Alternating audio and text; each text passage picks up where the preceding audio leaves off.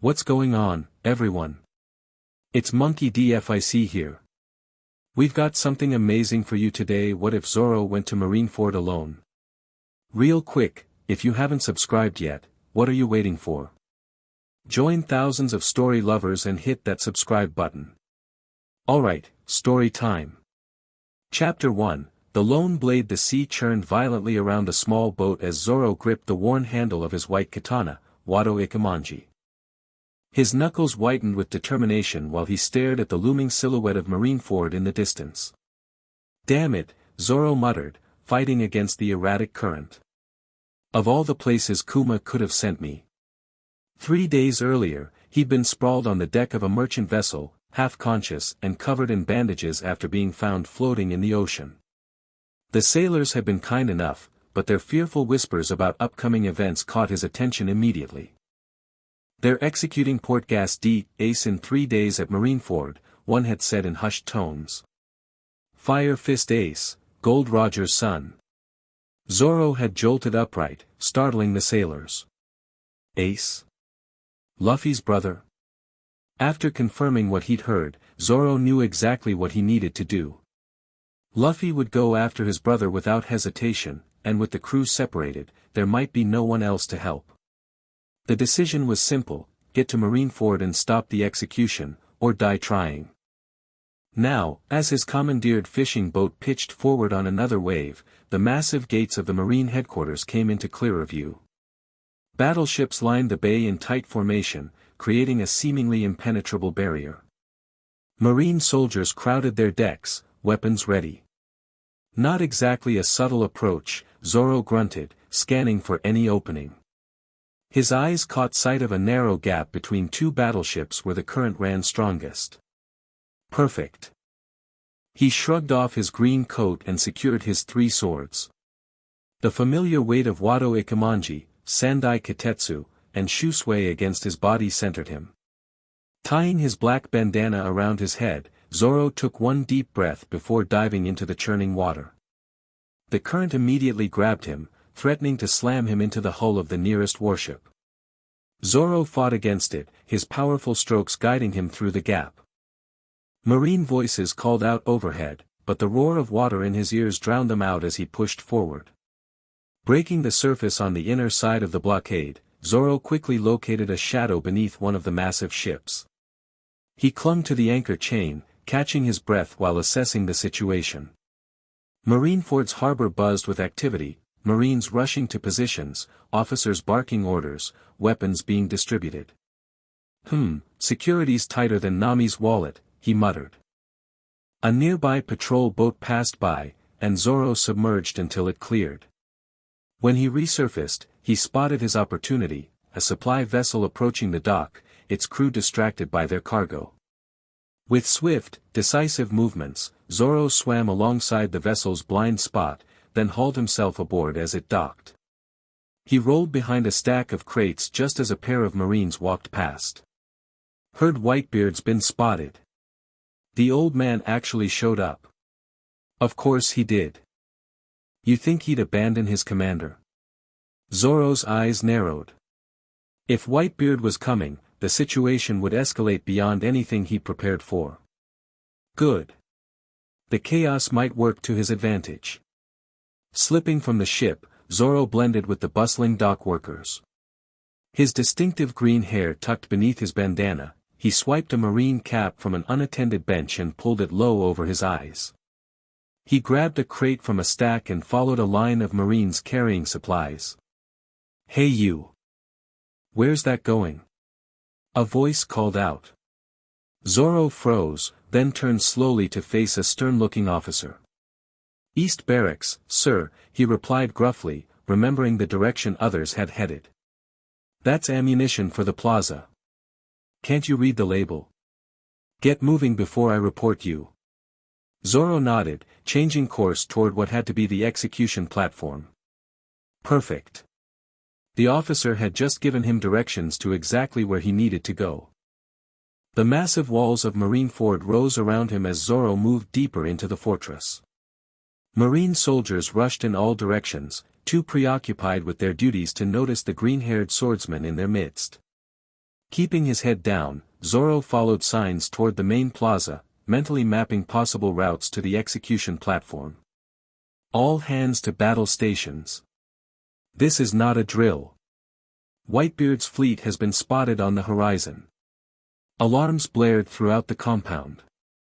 The sudden surge of Marines responding to the call created the distraction Zoro needed. Dropping the crate in an empty corridor, he slipped into a side passage that led toward higher ground. A sudden clash of metal caught his attention. Peering around a corner, Zoro spotted a familiar blue-haired figure drilling a squad of Marines. Maintain formation. Whitebeard's forces won't show mercy, and neither can we. Tashigi commanded, her sword flashing as she demonstrated a technique. Zoro cursed under his breath. Of all the Marines to encounter, it had to be her. He prepared to backtrack when Tashigi suddenly stiffened. Who's there? She turned toward his position. Show yourself. Zoro stepped into view, his hand resting on Wado Ikemanji's hilt. Been a while, hasn't it? Tashigi's eyes widened in shock. Roranoa Zoro. How did you? Her sword Shigure was instantly drawn and pointed at him. Men, to me. Intruder alert. The Marine squad rushed forward, but Zoro was already moving. With lightning speed, he drew Shusui, the black blade cutting an arc that disarmed 3 Marines in a single sweep. Don't have time for this, he growled, deflecting Tashigi's thrust and spinning past her. Stop him, she shouted, recovering her stance with impressive speed. Zoro dashed down the corridor, Marines in pursuit. Turning a corner, he found himself facing a dead end. The Marine's footsteps echoed behind him. Nowhere to run, Roranoa. Tashigi called out. A quick glance upward showed Zoro what he needed, an open window. Without hesitation, he leaped, hands catching the ledge as he pulled himself through just as Tashigi rounded the corner. Sound the alarm. Roranoa Zoro has infiltrated Marineford. Her voice faded as Zoro climbed onto the rooftop. From his elevated position, Zoro finally got a clear view of Marineford's layout. The massive plaza spread out below, with the execution platform standing tall at its center. Marines filled every available space, weapons ready. Admiral Akiji stood near the platform, his relaxed posture belying his formidable power. Fleet Admiral Sengoku conferred with other high-ranking officers near the base of the platform, where Ace would soon be brought. In the bay beyond, the first signs of Whitebeard's approach were visible, small spots on the horizon that would soon become a fleet of the world's most notorious pirates. This is gonna get messy, Zoro muttered, plotting his route across the rooftops. He needed to get closer to the platform before Ace arrived, but the increased security following Tashigi's alert would make movement difficult. A squadron of Marines appeared on an adjacent rooftop, spotting him immediately. There he is. Roranoa Zoro. What's a straw hat doing here? Zoro unsheathed all 3 swords, placing Wado Ikemanji between his teeth. The familiar stance centered him, focused his intent. Out of my way, he growled around the sword's hilt. 3-sword style, Dragon Twister. The whirlwind technique tore across the rooftop, sending Marines flying in all directions. Zoro didn't wait to see them land, already sprinting across the tiles toward the next building. The alarm spread quickly. Marines poured onto the rooftops, forcing Zoro to cut through their ranks with increasing frequency. Each clash drew more attention, making stealth impossible. Roranoa Zoro sighted in East Quadrant. All available units respond. The voice booming over the Den Mushi belonged to Vice Admiral Momonga. Zoro recognized it from their brief encounter at Ini's lobby. The stakes were escalating, higher-ranking officers would soon join the hunt. Leaping across a particularly wide gap between buildings, Zoro landed hard, rolling to absorb the impact. Before he could regain his feet, a cloud of smoke materialized before him, condensing into the imposing figure of Captain Smoker. Thought I smelled trouble, Smoker growled, his jit gleaming. What's your game, Roranoa? Where's Straw Hat? Zoro rose slowly, swords ready. Not here. This is my business. Saving Fire Fist is your business? Smoker's eyes narrowed. You're even stupider than I thought. Maybe, Zoro admitted, shifting his stance. But I'm not backing down. Smoker charged, his body dissolving into smoke as he surged forward. Zoro crossed his blades, infusing them with the faintest hint of armament hockey he'd been developing since Thriller Bark. The contact sent a shockwave across the rooftop, cracking tiles beneath their feet. You've improved, Smoker noted, his jit pressing hard against Zoro's defense. But not enough. Don't be so sure, Zoro countered, suddenly dropping low and spinning. Demon Slash. The attack caught Smoker's solidified lower body, forcing him to fully convert to smoke to avoid being cut. Zoro used the opening to dash past, making for the edge of the roof. Running away? Smoker called after him. Not from you, Zoro replied without looking back. Just got somewhere to be. He leaped from the edge, landing on a lower building as Smoker's smoke form pursued. The chase led across several more rooftops until Zoro found himself cornered at the edge of a high tower overlooking the main plaza.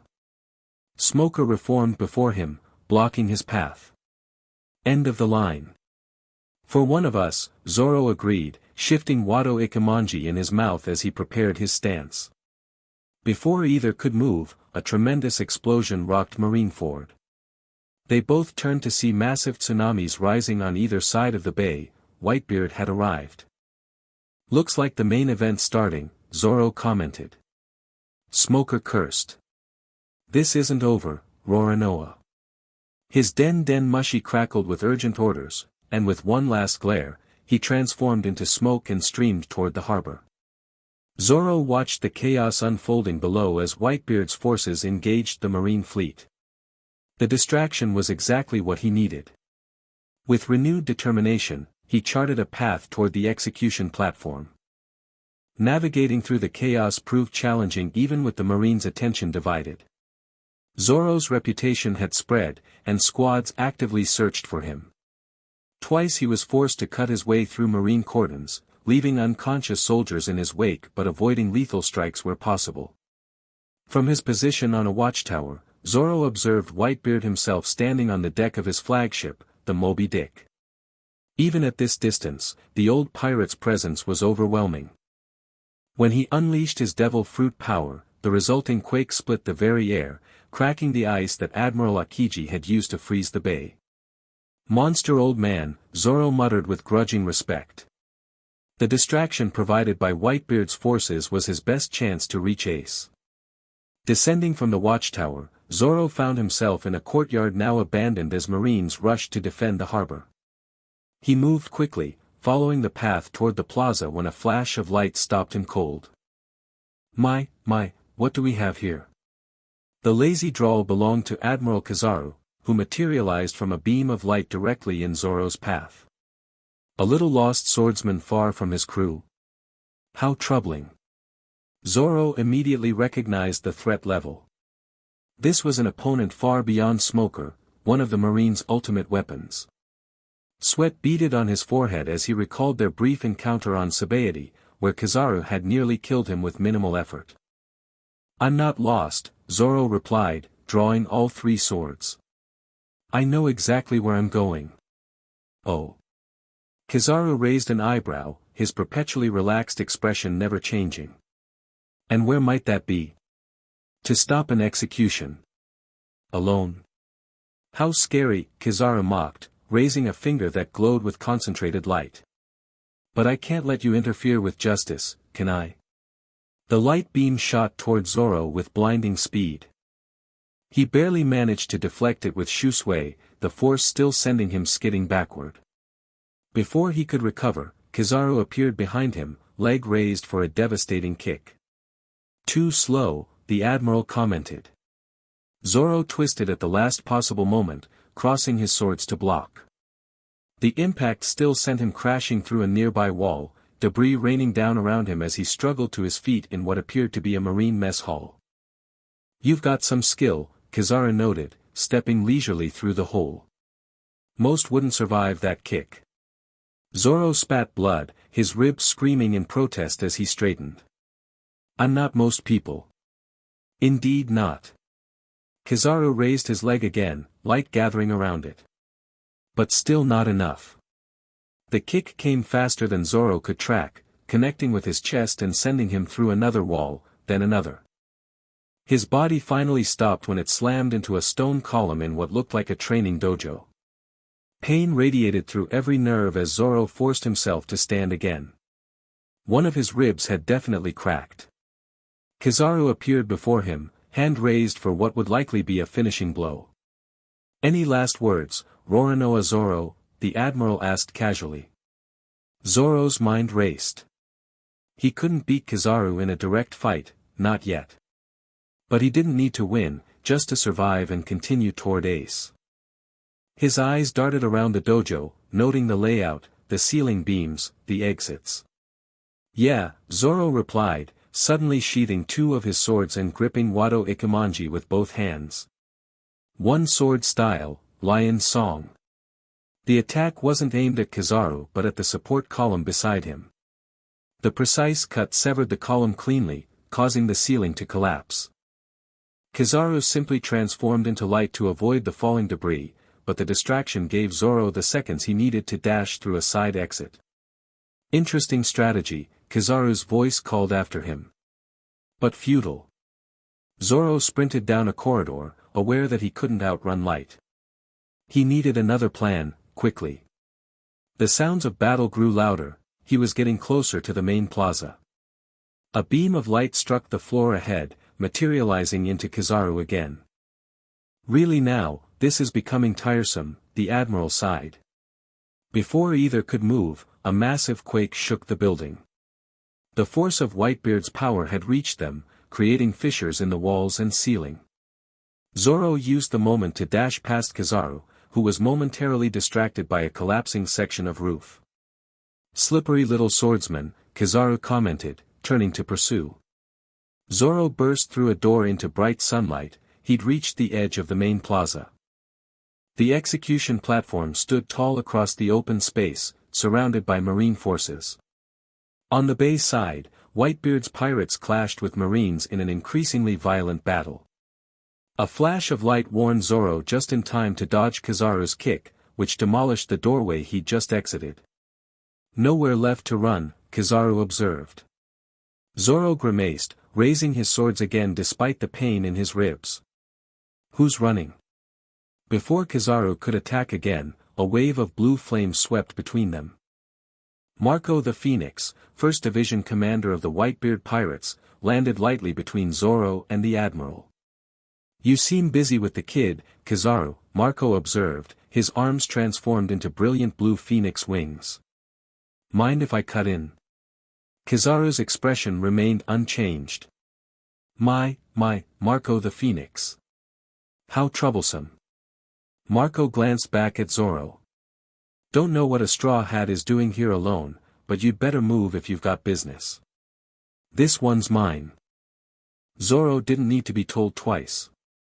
With a nod of thanks, he sprinted across the plaza, leaving the two powerful fighters to their battle. Marine soldiers moved to intercept him, but compared to Kizaru, they barely slowed his progress. Three-sword style, demon slash. Zoro cut through their ranks, his blades flashing in the sunlight as he carved a path forward. From the corner of his eye, he spotted Whitebeard commanders engaging Marine vice-admirals across the battlefield. The war had fully erupted, with neither side holding back. Through gaps in the fighting, Zoro caught glimpses of the platform where two figures now stood, Fleet Admiral Sengoku and a kneeling Portgas D. Ace, his head bowed in chains. Almost there, Zoro muttered, renewing his push forward. A shadow fell across his path. Looking up, Zoro found himself facing Bartholomew Kuma, or what appeared to be Kuma, though something felt off about the warlord who had separated the Straw Hat crew at Sabaody. Target identified, Roronoa Zoro, the Kuma-like figure intoned mechanically. Elimination authorized. Zoro's eyes narrowed. This wasn't the same Kuma, its movements were too rigid, its eyes lacking the intelligence he'd glimpsed before. A laser beam erupted from its mouth without warning, forcing Zoro to dive aside. "What the hell are you?" Zoro demanded, rolling to his feet. "Pacifista Model PX-5, the creature responded tonelessly, charging another beam. Zoro had encountered these cyborgs at Sabaody, nearly dying in the process. But he'd grown since then, pushed himself through sheer determination and endless training. As the Pacifista fired, Zoro didn't dodge, he charged directly at it, swords positioned for his newest technique. Three-sword style secret technique, crossing the 6 paths. His blades tore through the Pacifista's armored body in a flurry of precision cuts. The cyborg froze, then collapsed in pieces, sparks flying from severed circuits. Zoro didn't pause to celebrate. More Marines converged on his position, drawn by the Pacifista's destruction. He cut through them efficiently, conserving energy for the greater challenges ahead. The execution platform drew closer with each step, but so did the appointed time for Ace's death. A familiar voice cut through the chaos. "I told you we weren't finished, Roranoa." Smoker descended from above, his jit aimed at Zoro's head. The swordsman blocked with crossed blades, the impact creating a shockwave that cleared nearby combatants. "Still don't have time for this," Zoro growled, pushing back against Smoker's weight. "Make time," Smoker countered, pressing harder. "You're not reaching that platform." Zoro's muscles strained as he held Smoker at bay. Through gritted teeth, he asked, "Why do you care if Ace lives or dies? Is executing him really your idea of justice?" Something flickered in Smoker's eyes, doubt, perhaps, or conflict. His pressure lessened fractionally. "Justice isn't always," he never finished the sentence as a massive explosion rocked the plaza. Both men turned to see Whitebeard himself advancing through Marine ranks, his bicento weapon cleaving paths through dozens of soldiers with each swing.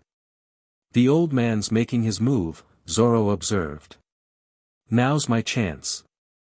Using Smoker's momentary distraction, Zoro disengaged and sprinted toward the platform.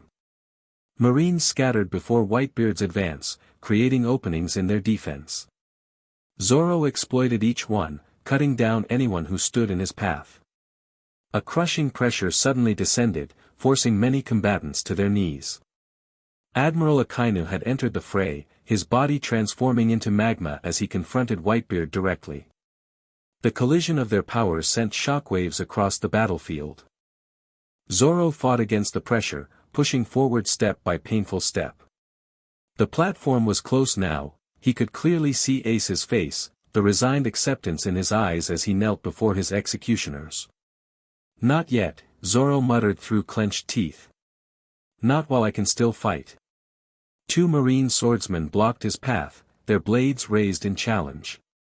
Zoro recognized them as the best the Marines had to offer below admiral rank. In any other circumstance, he might have welcomed the test of skill, but now they were just obstacles. "Out of my way," he commanded, channeling his will through his blades. Three-sword style, black rope dragon twister. The enhanced version of his technique created a dark whirlwind that caught both Marines, their defenses shredded by the multiple slashing waves. They fell, unconscious but alive, as Zoro pressed onward. A voice boomed across the plaza, amplified by Den Den Mushi. Sengoku's announcement cut through the battle noise, "Prepare for immediate execution. The time has come." Zoro's heart pounded. He was still too far, he wouldn't make it in time. The executioners raised their blades above Ace, ready for Sengoku's final command. "Stop!" Zoro roared, infusing his voice with every ounce of his will. Many nearby fighters faltered, turning toward the source of the commanding presence. Even Sengoku paused, looking down from the platform at the green-haired swordsman cutting his way through the Marine ranks. Roranoa Zoro, Sengoku identified him with narrowed eyes. "What business does a straw hat have here?" Zoro stabbed Shusui into the ground, creating a platform to elevate himself as he addressed the fleet admiral directly. I'm here for Ace. He's my captain's brother, and I won't let him die. Murmurs spread through the crowd. One lone pirate challenging the entire marine force seemed ludicrous, even suicidal. Yet Zoro stood tall, his presence radiating such conviction that many couldn't help but be impressed. "Where is Straw Hat Luffy?" Sengoku demanded. "Not here," Zoro replied. "But I am. And that's enough." A laugh echoed across the battlefield. Whitebeard himself had paused his advance to observe the swordsman. "Gutsy brat," the legendary pirate commented. "Roger would have liked your style." Sengoku's face darkened. "Proceed with the execution immediately." The executioners raised their blades again. Zoro tensed, preparing to launch himself forward in a final desperate rush when a streak of blue intercepted the falling blades. Tashigi stood between the executioners and Ace, her sword Shigure blocking both blades. "Captain Tashigi. What is the meaning of this?" Sengoku demanded. Tashigi's voice shook but remained firm. "This execution, something doesn't feel right about it, sir. The public reason keeps changing. First, it was because Ace is a pirate, then because he's Whitebeard's commander, now because he's Roger's son. Which is it? What are we really doing here?" Her unexpected intervention created just the opening Zoro needed. While all eyes focused on Tashigi's defiance, he channeled everything into his legs, launching himself toward the platform in a single powerful leap. Three-sword style, Ultra Tiger Hunt. His blades tore through the platform supports, causing the entire structure to tilt precariously. Marines scrambled to maintain balance as Zoro landed on the edge, his swords ready as he faced Sengoku directly. "Impressive," the fleet admiral acknowledged, his body beginning to glow with the power of his Buddha form. "But futile." "We'll see about that," Zoro replied, positioning himself between Sengoku and Ace. The clash that followed shook the entire platform. Sengoku's Buddha form towered over Zoro, its golden fist descending with enough force to shatter stone. Zoro caught it on crossed blades, his knees buckling from the immense pressure. "Why risk your life for Roger's son?" Sengoku demanded as they struggled against each other. "Not fighting for Roger's son," Zoro grunted, muscles straining as he held his ground. "Fighting for Luffy's brother. My captain would do the same for any of us." Something flickered across Sengoku's face, perhaps recognition of the same loyalty that had defined Roger's crew. The moment passed quickly as he increased the pressure, forcing Zoro back step by step. "Your loyalty is admirable," Sengoku acknowledged. "But misplaced." "That's not for you to decide," Zoro countered, suddenly dropping low and spinning beneath Sengoku's guard. Three-sword style secret technique, 3,000 worlds. The attack struck Sengoku directly, forcing even the Buddha form to recoil. Using the momentary opening, Zoro dashed to Ace, his blade cutting through the seastone cuffs with a precision strike. "Why?" Ace asked, looking up at Zoro with confusion as his hands came free. "Where's Luffy?" Questions later, Zoro replied tersely. "Can you fight?"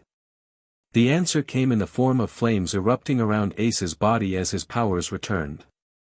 The fire formed a protective barrier just as Sengoku recovered and attacked again. "Go!" Ace shouted, meeting Sengoku's fist with a column of flame. "I'll handle this." Zoro hesitated, unwilling to leave after coming so far.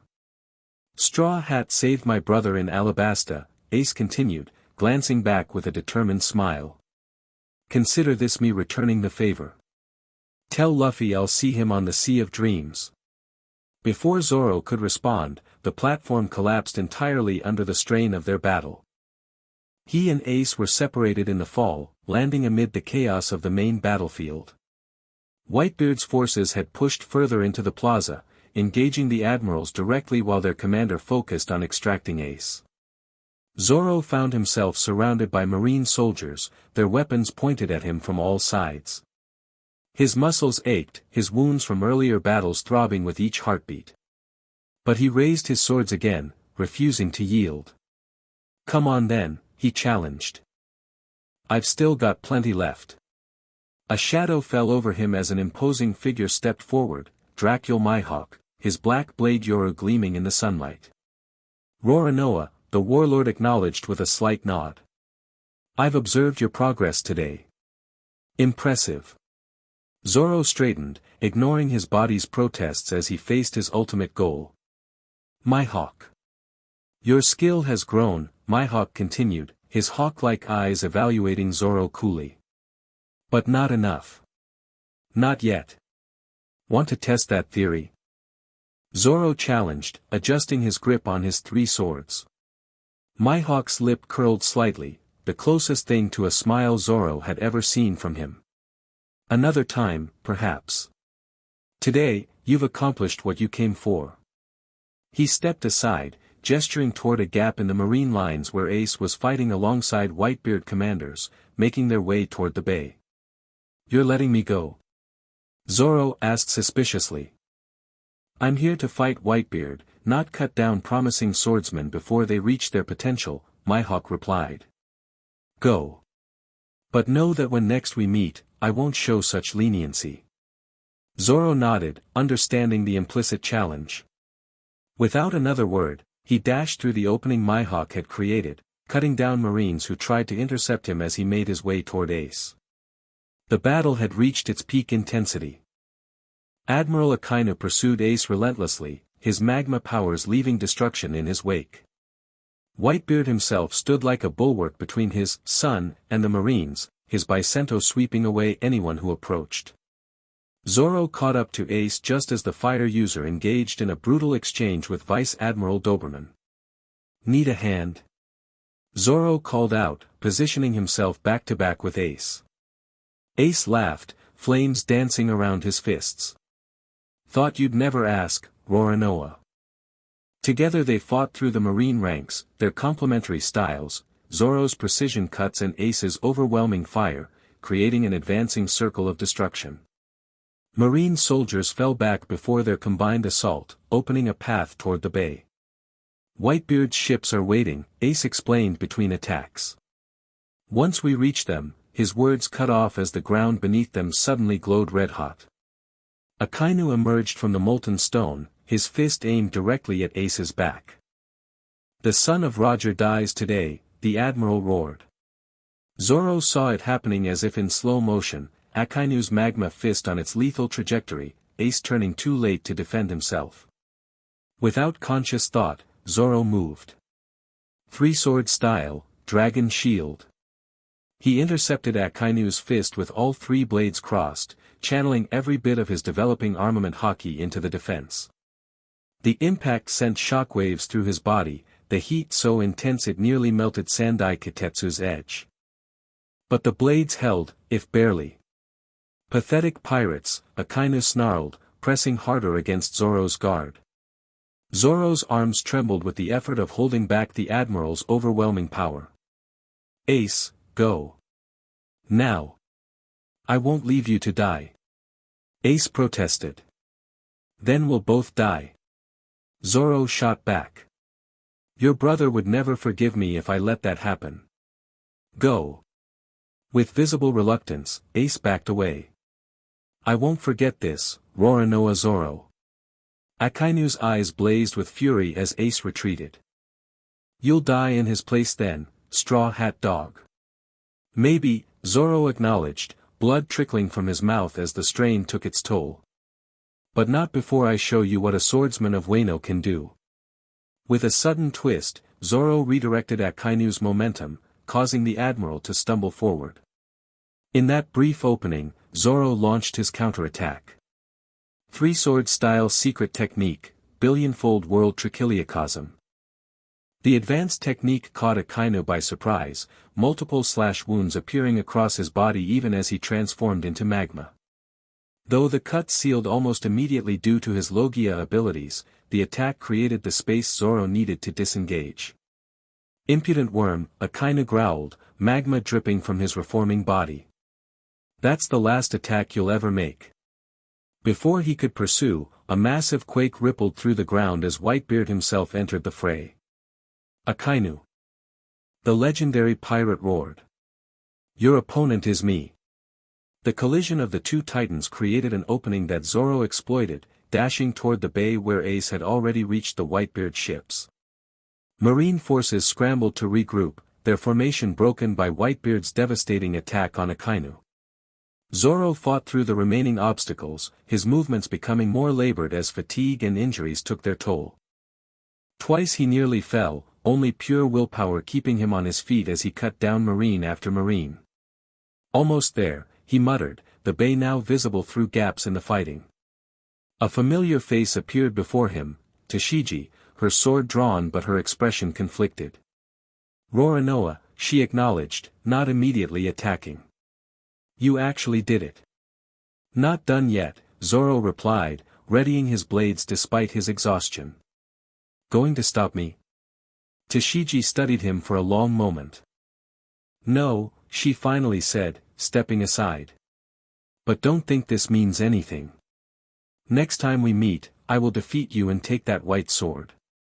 Zoro managed a tired grin. Looking forward to it. He continued toward the bay, where Ace stood on the deck of Whitebeard's flagship, directing covering fire for retreating allies. Their eyes met across the distance, and Ace gave a respectful nod of acknowledgement. The path to the ships lay open, Marines regrouping for a final push but temporarily held at bay by Whitebeard's commanders. Zoro had done it, he'd reached Ace, freed him, and now had a clear route to escape with the Whitebeard pirates. But as he approached the shoreline, Zoro hesitated. Something felt wrong about leaving now, with Whitebeard himself still engaged in battle at the plaza. The old pirate had created this opening for his sons to escape, clearly intending to remain behind himself. Roronoa. What are you waiting for? Ace called from the ship. We're leaving. Zoro looked back at the battlefield, then to the waiting ships. Can't leave yet, he called back. Something I need to do first. Before Ace could protest, Zoro turned and sprinted back toward the plaza, where Whitebeard stood alone against 3 admirals. The old pirate's body was riddled with wounds, yet he fought on with undiminished ferocity, buying time for his children to escape. Zoro cut through the thinned marine ranks, determination driving his tired body forward. He reached Whitebeard's position just as Akainu launched another devastating attack on the already wounded pirate. Three-sword style, Great Dragon Shock. Zoro's attack intercepted Akainu's magma fist, creating a momentary standoff that allowed Whitebeard to recover his stance. What's this? Whitebeard rumbled, eyeing Zoro with surprise. Back for more, young swordsman. Couldn't let the greatest pirate of this era die alone, Zoro replied, positioning himself beside Whitebeard. Bad form. A booming laugh erupted from Whitebeard. Gutsy brat indeed. Roger would definitely have liked you. Together they faced the advancing marine forces, buying precious minutes for the retreating pirate fleet. Zoro moved with renewed purpose, his blades dancing through marine ranks with deadly precision while Whitebeard's quake powers kept the admirals at bay. Go, boy, Whitebeard eventually commanded during a brief lull. My time is ending. Yours is just beginning. With respect, Zoro countered, I make my own decisions. Another laugh from Whitebeard. Then decide to live. Tell the world what you saw here today. This is the end of my era, the next belongs to your generation. Before Zoro could respond, Whitebeard stomped his foot, creating a fissure that separated them from the marine forces. With surprising speed for his size, the old pirate grabbed Zoro by his haramaki and hurled him bodily toward the retreating ships. Old man. Zoro protested as he sailed through the air. Whitebeard's voice boomed across the battlefield, the One Piece is real. Zoro crashed onto the deck of Whitebeard's flagship, rolling to absorb the impact. When he regained his feet, he rushed to the railing in time to see Whitebeard standing tall despite countless wounds, facing the entire marine force alone. We have to go back. Zoro insisted to the Whitebeard commanders gathered nearby. Marco shook his head solemnly. This is his choice, Yua. We honor it by escaping with our lives, just as he wanted. As the ship pulled away from Marineford, Zoro watched the distant figure of Whitebeard continuing to fight, even as marine forces closed in from all sides. The old pirate never retreated, never showed fear, standing firm until the end. On the deck beside him, Ace stared back at the fading battlefield, tears streaming down his face. "He called us his sons," he said quietly. "He came for me, knowing he wouldn't return." Zoro nodded, understanding the weight of such sacrifice. "That's what it means to be the strongest," he replied. "Not just having the power to destroy, but the will to protect what matters." As Marineford disappeared over the horizon, Zoro finally allowed himself to collapse to the deck, his battered body demanding rest. His last conscious thought before darkness claimed him was of his captain. Luffy would be proud when he heard what had happened today. Ace was safe. The mission was accomplished. But as Zoro slipped into unconsciousness, he couldn't shake the feeling that this was just the beginning of something much larger. The world had shifted today, and nothing would ever be the same again. Chapter 2, Blades of Justice. Zoro awoke to the gentle rocking of a ship and the smell of salt air. His body felt like it had been trampled by a herd of sea kings. Every muscle screamed in protest as he forced his eyes open, squinting against the harsh sunlight streaming through a nearby porthole. "Finally awake, huh?" a familiar voice said.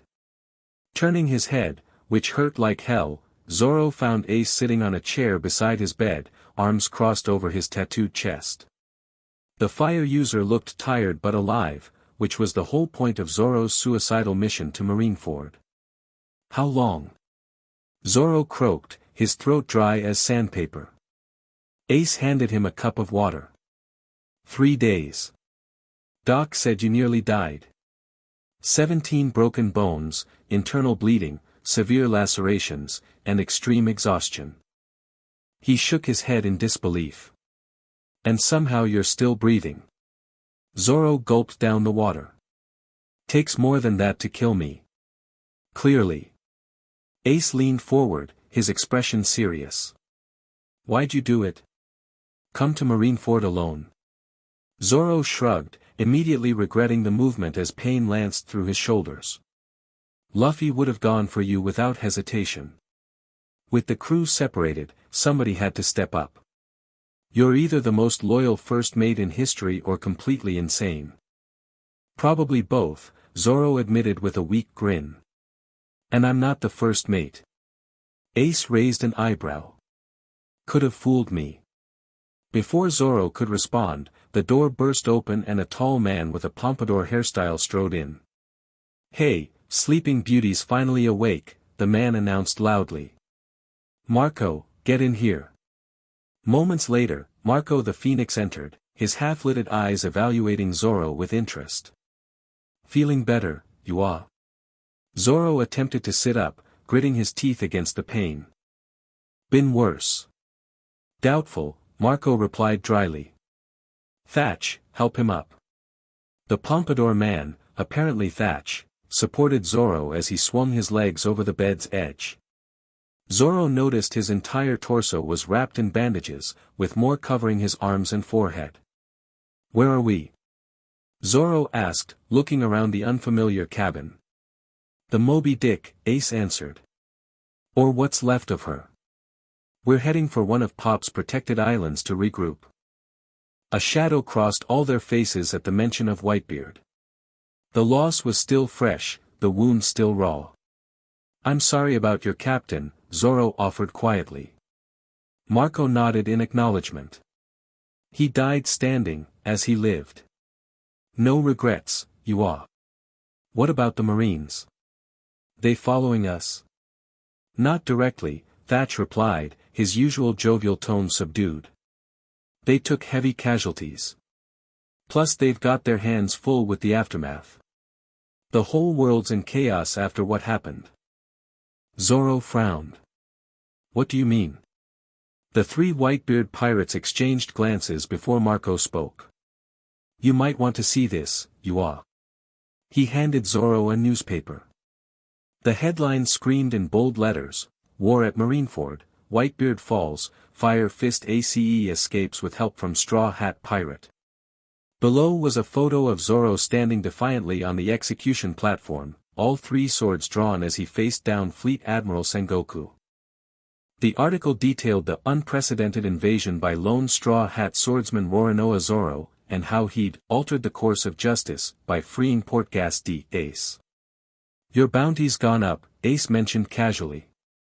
"By quite a bit." Zoro flipped to another page and found his wanted poster. The number below his scowling face made him whistle. 320 million berries. "Not bad. Not bad," Thatch exclaimed. "That's higher than most of our commanders."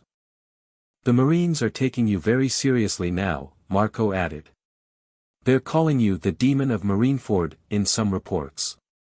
Zoro handed back the newspaper, a hint of pride mixing with concern.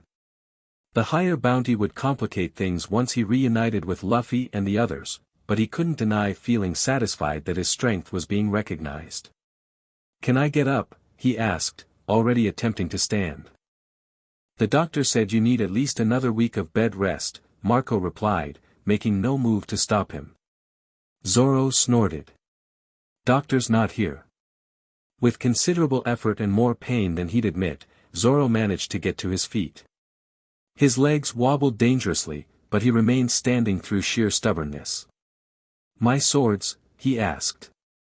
Ace pointed to the corner where the three katanas rested against the wall. Zoro immediately felt more centered knowing they were nearby. "The black one took some damage blocking Akainu," Thatch observed. "Our weaponsmith looked at it. Said it's remarkable it didn't shatter completely." Zoro nodded grimly. He'd felt Shusui straining under the Admiral's magma fist. The blade had held, but it would need proper care once he found someone skilled enough to work on a legendary Wano sword. "I need to get on deck," Zoro decided. "Been lying around too long already." Despite protests from Ace and bemused looks from the others, Zoro staggered to the door. Each step sent fresh waves of pain through his body, but he pushed through it with practiced determination. His training regimen routinely pushed him beyond normal human endurance. This was just another test of will. The bright sunlight momentarily blinded him as he emerged onto the main deck. When his vision cleared, Zoro found himself facing dozens of curious Whitebeard pirates who stopped their activities to stare at the green-haired swordsman. An awkward silence fell until someone from the back called out, "It's the crazy bastard who took on Marineford solo." Cheers erupted from all sides as pirates crowded around, slapping Zoro's back, which hurt like hell, and offering drinks, which he gladly accepted. Through the chaos, Zoro noticed they'd formed a small fleet of ships, the Moby Dick at its center. Several vessels showed heavy battle damage, their crews working tirelessly on repairs. "They've been waiting for you to wake up," Ace explained, appearing at Zoro's side with a grin. "You're quite the celebrity." Before Zoro could respond, the crowd parted as a massive man approached. Even hunched with age and injury, Whitebeard's doctor, Needle Anselm, commanded respect. "Who let my patient out of bed?" he demanded, glaring around accusingly. All fingers pointed at Marco, who shrugged unapologetically. "Can't keep a monster caged, you are." The doctor snorted, turning his critical eye on Zoro. "You should be dead. Or at least still unconscious." "I heal fast," Zoro replied simply. "Evidently." Anselm poked Zoro's bandaged ribs, drawing a barely suppressed wince. "But not that fast. You've got 3 cracked ribs, a fractured collarbone, and enough stitches to make a quilt. One wrong move and you'll undo days of my work." "I'll be careful," Zoro promised, not meaning it in the slightest. The doctor clearly didn't believe him either but seemed to recognize a losing battle. "Fine. No training, no fighting, no heavy lifting. And change those bandages tonight." With that, he stalked off, muttering about stubborn pirates being worse than sea kings to treat. "He's actually in a good mood today," Thatch remarked cheerfully. "Must like you." A commotion at the crow's nest interrupted their conversation. The lookout's voice rang out urgently, ships approaching from the southeast. Marine colors. The jovial atmosphere evaporated instantly as pirates rushed to battle stations. Marco calmly ascended to the quarterdeck, taking command with the natural authority of a First Division commander. "How many?" he called up to the lookout.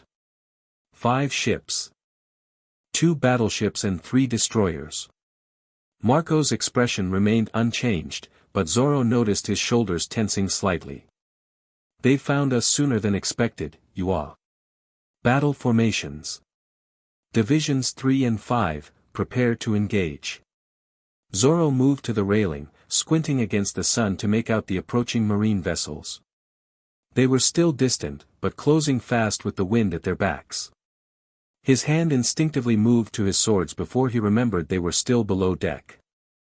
"I need my weapons," he muttered, turning to head back to the cabin. "Whoa there," Ace intercepted him, placing a firm hand on his shoulder. "You heard the doc. No fighting." Zoro fixed him with a flat stare. "Those Marines are coming for both of us. You think I'm just going to sit this one out?" "Yes," came Marco's voice as he approached.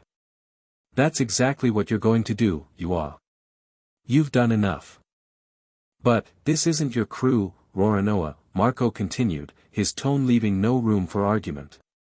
"On this ship, I give the orders. And I'm ordering you to rest."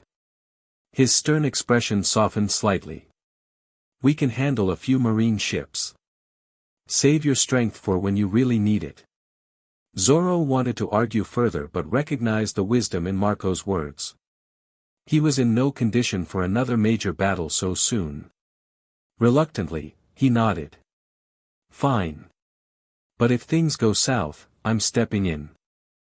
Marco accepted this compromise with a slight nod before returning to coordinating the fleet's defense. Zoro watched from the railing as Whitebeard's ships formed a defensive pattern, the more battle-ready vessels moving to intercept the marine squadron. "They're not stopping," the lookout called down after several tense minutes. "Preparing to engage." The lead marine battleship fired its forward cannons, the shots falling short but sending up massive splashes near the pirate fleet's perimeter. Return fire from the Whitebeard ships followed immediately, several shots finding their mark and splintering wood on the marine vessels. As the naval battle intensified, Zoro narrowed his eyes, focusing on the marine flagship. Something about its approach seemed off. The other ships were fully engaged, but the flagship held back, maintaining distance while still advancing. "They're up to something," he muttered.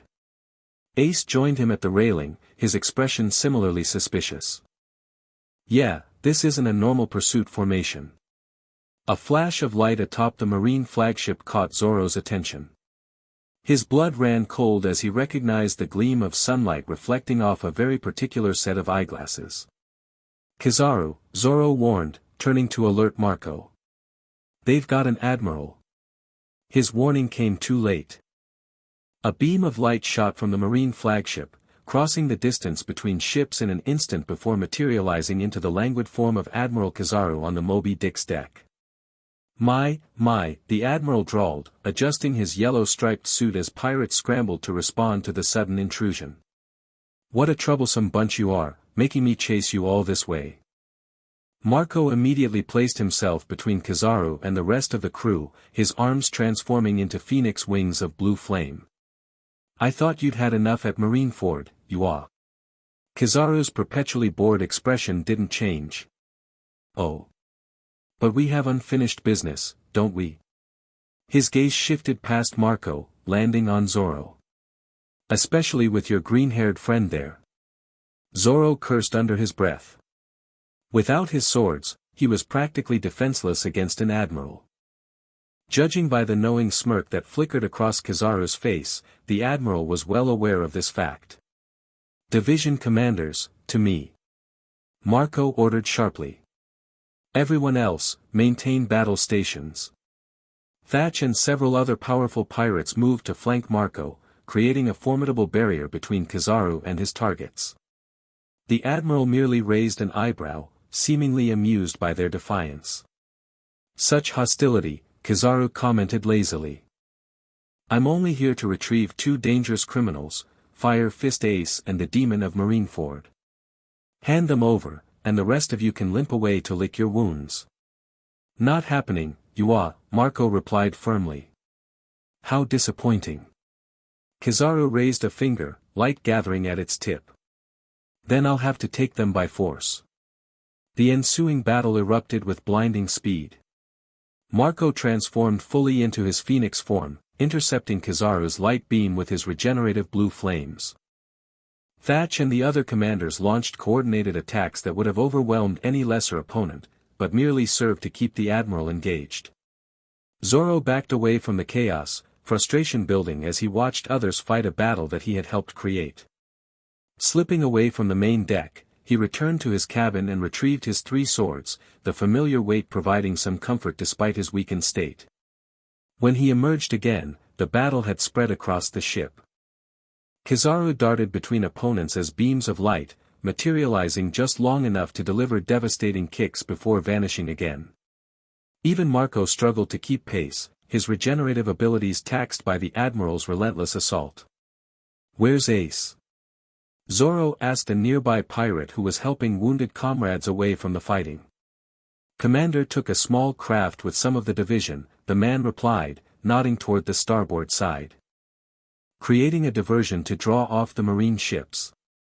Smart move, Zoro thought. With Ace elsewhere, Kizaru would have to choose which target to pursue. But that still left Zoro as the Admiral's immediate focus. Despite his injuries, he knew what he had to do. Drawing Wado Ikamanji, Zoro stepped forward into Kizaru's line of sight. Hey, light bulb. Looking for me? The Admiral paused mid-attack, turning his languid gaze toward Zoro. Oh. The wounded tiger shows his teeth. How scary. Marco noticed what Zoro was doing and shook his head in warning. Don't be stupid, Yua. You're in no condition. Zoro ignored him, drawing his second sword, Sandai Kitetsu, with his free hand. You came all this way for me, right? Let's finish what we started at Marineford. A small smile played at Kizaru's lips. Such confidence from someone who could barely stand against me before. And now wounded, no less. Only one way to find out if I've improved, Zoro challenged, settling into a two-sword stance. His body protested at the familiar position, wounds threatening to reopen with even this minimal exertion. Very well. Kizaru disappeared in a flash of light, reappearing directly before Zoro with his leg raised for a devastating kick. Let's see this improvement. Zoro barely managed to cross his blades in time, catching Kizaru's kick. The impact sent shockwaves through his already damaged body, but he held his ground, teeth gritted against the pain. Not bad, Kizaru acknowledged, increasing the pressure. But not good enough. With a flick of his leg, the Admiral sent Zoro flying backward into the ship's railing. Wood splintered under the impact as Zoro collapsed to one knee, blood seeping through his bandages. Every instinct screamed at him to stay down, but he forced himself back to his feet. That all you got? He taunted, drawing his third sword and placing it between his teeth. Kizaru raised an eyebrow. You really do have a death wish, don't you? Before Zoro could respond, Marco intercepted Kizaru with a phoenix talon to the chest. He's not your only opponent, Yua. The battle resumed in earnest, with Kizaru now forced to divide his attention between multiple high-level opponents. Zoro used the opportunity to recover his breath, analyzing the Admiral's movement patterns. Fast as he was, Kizaru still had to materialize to attack, creating brief moments of vulnerability. When Kizaru next appeared to strike at Thatch, Zoro was ready. Three-sword style, crossing the six paths. The attack caught the Admiral mid-materialization, the precisely timed slashes actually connecting with solid form rather than light. Kizaru's expression registered genuine surprise as he was forced back several steps, small cuts appearing on his normally untouchable body.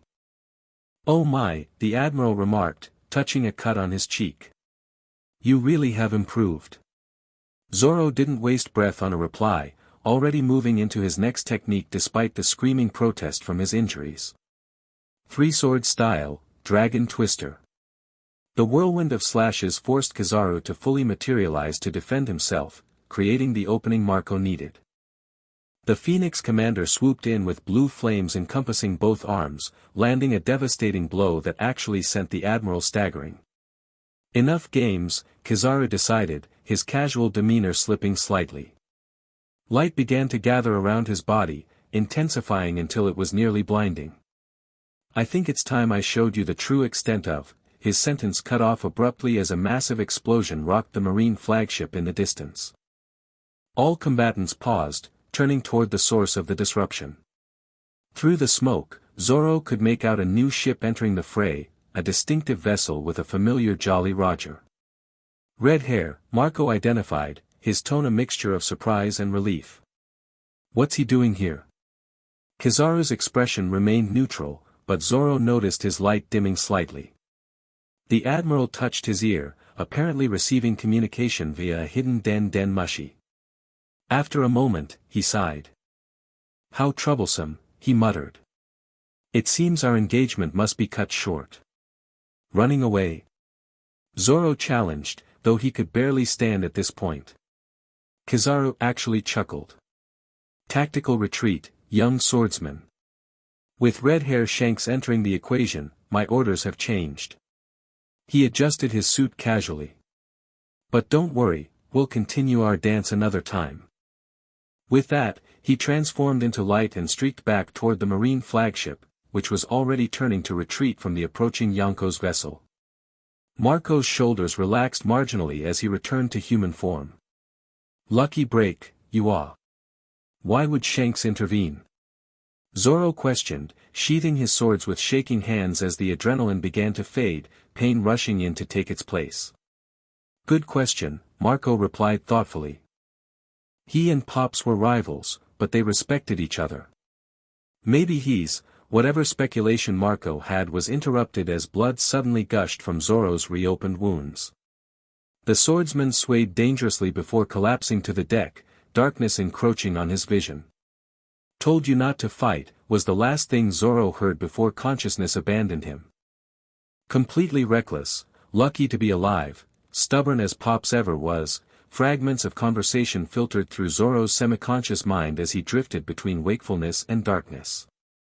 Different voices, different times, all carrying the same exasperated tone people always used when talking about his tendency to ignore injuries. When he finally clawed his way back to full consciousness, Zoro found himself back in the cabin, bandages refreshed and several 4 lines running into his arm. Dr. Anselm stood nearby, scowling at a chart. Back with us, are you? The old doctor asked without looking up. Congratulations on undoing 3 days of healing in about 3 minutes. Zoro attempted to sit up, only to find himself physically restrained to the bed. What the? My idea, came Marco's voice from the doorway. Since you can't be trusted to follow medical advice, you are. Zoro glared at the restraints, then at Marco. I was handling Kizaru. You were dying on your feet, Marco corrected flatly. And now you've set your recovery back significantly. Worth it, Zoro insisted. We drove him off. Shanks drove him off, Anselm interjected gruffly. You just provided a distraction that nearly killed you. Before Zoro could defend his actions further, the door opened again to admit Ace and, surprisingly, red-hair Shanks himself. The Yonko's presence immediately filled the small cabin, his casual stance doing nothing to diminish the overwhelming aura of power that surrounded him. So this is the famous demon of Marineford, Shanks observed with a good-natured grin. Looks more like a mummy at the moment. Zoro met the Yonko's gaze directly, refusing to be intimidated despite his compromised position. Thanks for the assist. Shanks laughed, a booming sound that seemed to lighten the atmosphere. Didn't do it for you specifically. But I have to admit, I was curious about the swordsman who faced down Mihawk, freed Ace, and survived Akainu, all in one day. What do you want? Zoro asked bluntly. Straight to business. I like that. Shanks pulled up a chair, sitting with an easy confidence. I want to know what Luffy's swordsman was doing at Marineford alone.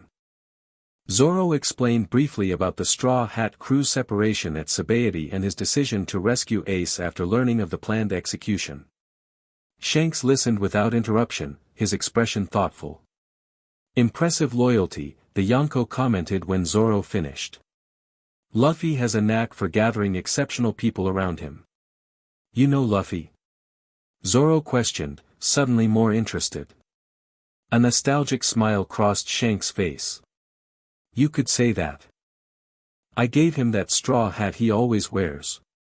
His expression turned more serious. Which is part of why I'm here. The Marines haven't just put a target on your back, Roronoa. They've accelerated their plans against all of you Straw Hats. Marco and Ace exchanged concerned glances as Shanks continued. What you did at Marineford didn't just save Ace, it embarrassed the world government on a global stage. One pirate infiltrating their headquarters and disrupting a public execution. It's unprecedented. Good, Zoro stated firmly. They deserved it. Shanks chuckled. Maybe so. But now you've got the full attention of the Fleet Admiral and the world government. They've dispatched special pursuit units specifically to hunt you down. Let them come, Zoro replied, unconcerned. You don't understand, Ace interjected. These aren't regular marine units. They're specialized hunters with one target and unlimited resources. Zoro frowned. So what am I supposed to do? Hide. For now, yes, Shanks advised. At least until you've recovered. I've arranged safe passage for you to one of my protected territories. From there, you can work on reconnecting with your crew. And if I refuse? Shanks fixed him with a steady gaze, all humor gone from his expression. Then you'll likely die within the week. Not from your wounds, but from the people coming after you. Even Mihawk has been ordered to hunt you down specifically. That got Zoro's attention. Mihawk had let him go at Marineford, but if the world government was applying enough pressure, would the swordsman's honor outweigh his obligations as a warlord? Fine, Zoro conceded reluctantly. But only until I've healed. Then I'm finding my crew. Fair enough, Shanks agreed, rising from his chair. Rest now. We'll transfer you to my ship once the doctor clears you to move. After Shanks and the others left, Zoro tested the restraints binding him to the bed. They held firm, but he noted their weak points for future reference. For now, he would play along, rest, recover, and prepare for what came next. 2 days later, Zoro stood on the deck of Red Force, Shanks' flagship. His wounds still ached, but he'd regained enough strength to move around without assistance. Dr. Anselm had reluctantly cleared him for transfer, though not without numerous warnings and a substantial supply of medications. The Whitebeard fleet had parted ways with them hours earlier, heading for their protected territories to regroup and mourn their fallen captain. Ace had remained with them, his position as a division commander more important than ever in Whitebeard's absence. Their farewell had been brief but meaningful. I owe you a debt I can never repay, Ace had said, clasping Zoro's arm firmly. You don't owe me anything, Zoro had replied. Just tell Luffy I'm looking for him when you see him. Now, as Red Force cut through the waves toward Shanks' territory, Zoro spent most of his time on deck, rebuilding his strength through careful exercises designed not to reopen his wounds. The Red Hair pirates gave him space, respecting his privacy while maintaining friendly distance. On the third day of their journey, Zoro was going through sword forms when he sensed a powerful presence behind him. He turned to find Ben Beckman, Shanks' first mate, observing his practice with analytical eyes.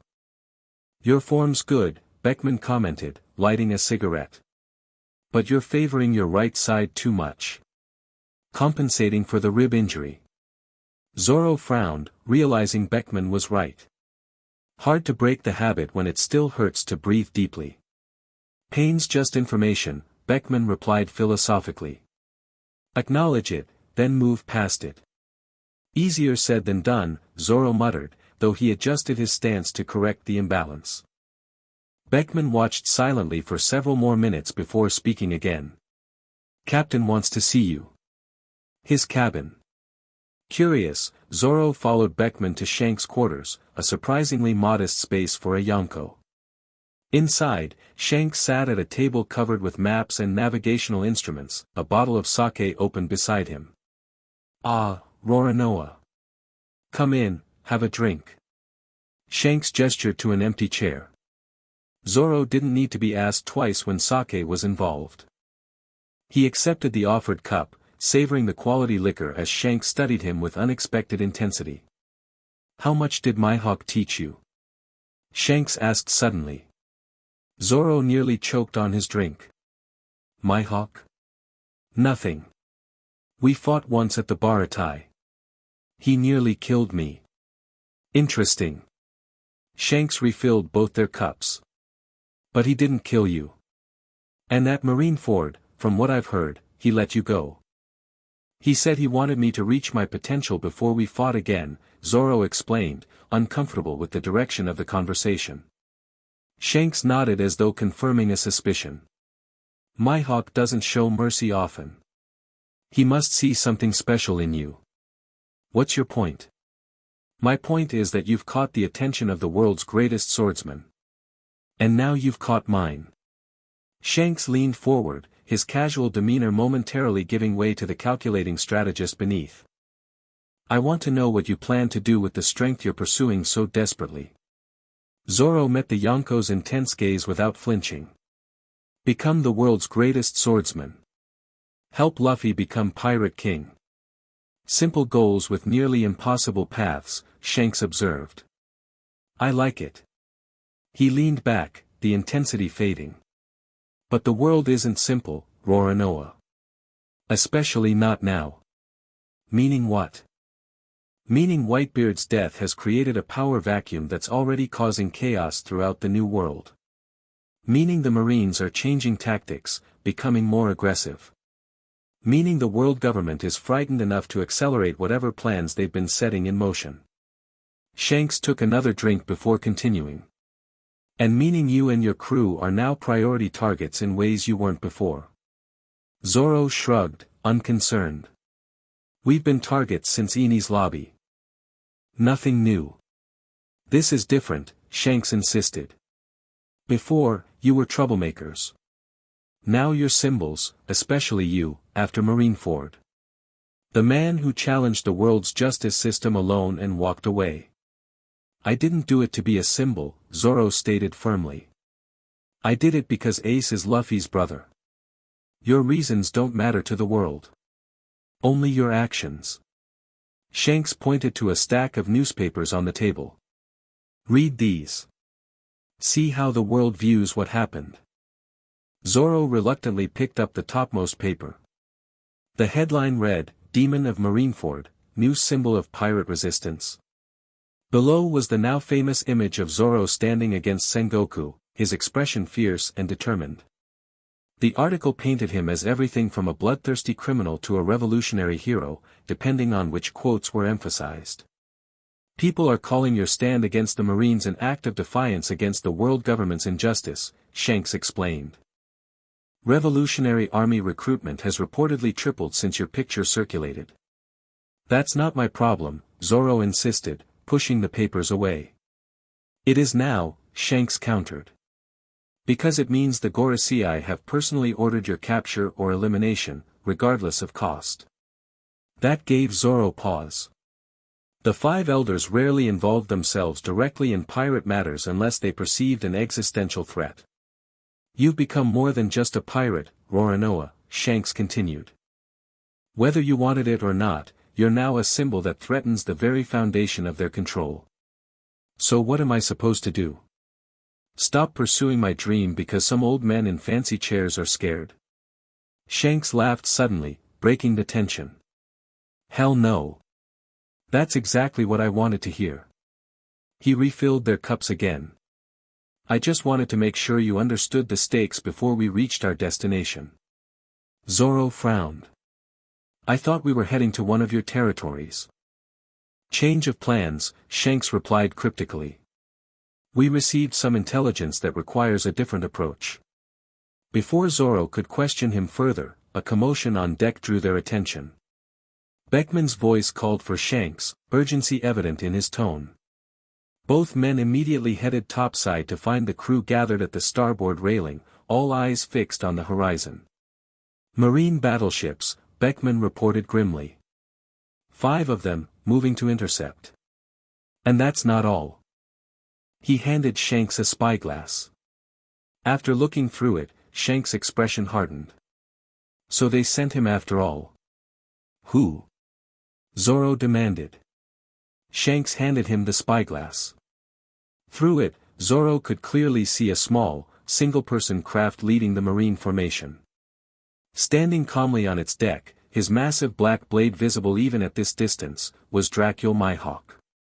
Seems like your reunion with the world's greatest swordsman is happening sooner than expected, Shanks commented. Zoro lowered the spyglass, his heart racing with a mixture of anticipation and concern. He wasn't fully recovered, nowhere near his best condition to face Mihawk. But perhaps that was the point, the Marines wanted to take him down while he was vulnerable. What's the play, Captain? Beckman asked, already organizing the crew for potential combat. Shanks considered their options, his normally carefree expression replaced by tactical assessment. Mihawk won't attack immediately. He's too honorable for that. He'll want to speak first. And the battleships? Beckman pressed. Those are Admiral Kizaru's reinforcements, Shanks replied. They'll hang back until Mihawk engages. Classic pincer strategy. Zoro gripped his swords, determination overriding his physical limitations. Let me face Mihawk alone. The rest of you can handle the Marines. Shanks studied him for a moment, then shook his head. Not happening. You're still recovering, and Mihawk at full strength would overwhelm you even if you were at your best. I don't need to win, Zoro argued. Just distract him long enough for you to deal with the battleships. And then what? You sacrifice yourself? Shanks challenged. That's not how my crew operates. I'm not your crew, Zoro countered. Shanks' expression darkened slightly. On my ship, everyone gets home alive. That's non-negotiable. Before they could argue further, the lookout called down, Mihawk's approaching alone. He's signaling for parley. Sure enough, the small craft had detached from the marine formation and was heading directly for Red Force, a white flag raised alongside Mihawk's personal standard.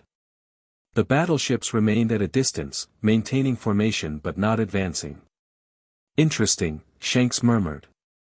Ben, prepare the crew but hold positions. Let's hear what he has to say.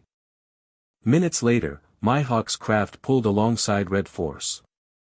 The swordsman climbed aboard with his characteristic grace, his hawk-like eyes immediately finding Zoro among the crew before turning to Shanks.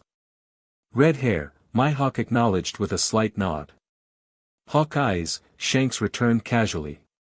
Unusual to see you leading a marine hunting party. Not really your style. I go where interesting swords are drawn, Mihawk replied cryptically. His gaze returned to Zoro. You've recovered somewhat, it seems. Zoro stepped forward, hands resting on his katanas. Enough to fight, if that's what you're here for. Mihawk's lip curled slightly, the closest thing to a smile Zoro had ever seen from him. Perhaps. But that's not why I've come ahead of the Marines. Oh. Shanks raised an eyebrow. Do tell. The world government has ordered me to capture or kill Roronoa Zoro, Mihawk stated flatly. As a warlord, I am obligated to comply. But? Shanks prompted, sensing more to the statement. But I have no interest in cutting down unripened fruit, Mihawk continued, his intense gaze never leaving Zoro. His performance at Marineford was notable. However, he's clearly not recovered from those exertions. Zoro bristled at the assessment, accurate though it was. I can still fight. You can still die, Mihawk corrected coldly.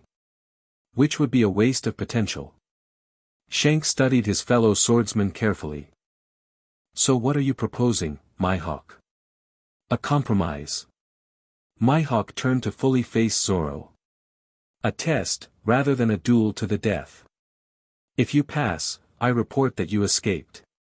If you fail, you come with me. What kind of test? Zoro asked suspiciously. Mihawk drew Yoru, the massive black blade seeming to absorb the very sunlight around it. Deflect a single strike from this blade. Not block, deflect. Turn my power against me. Shanks frowned. That's a tall order even for a swordsman at full strength. Exactly, Mihawk confirmed.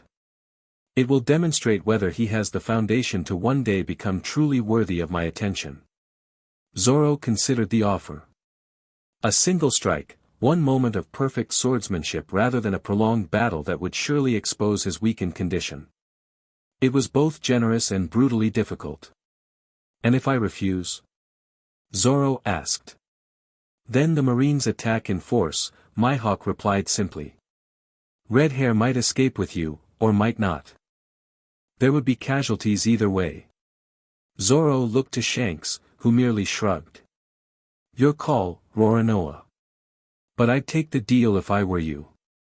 After a moment's consideration, Zoro nodded. One strike. Where?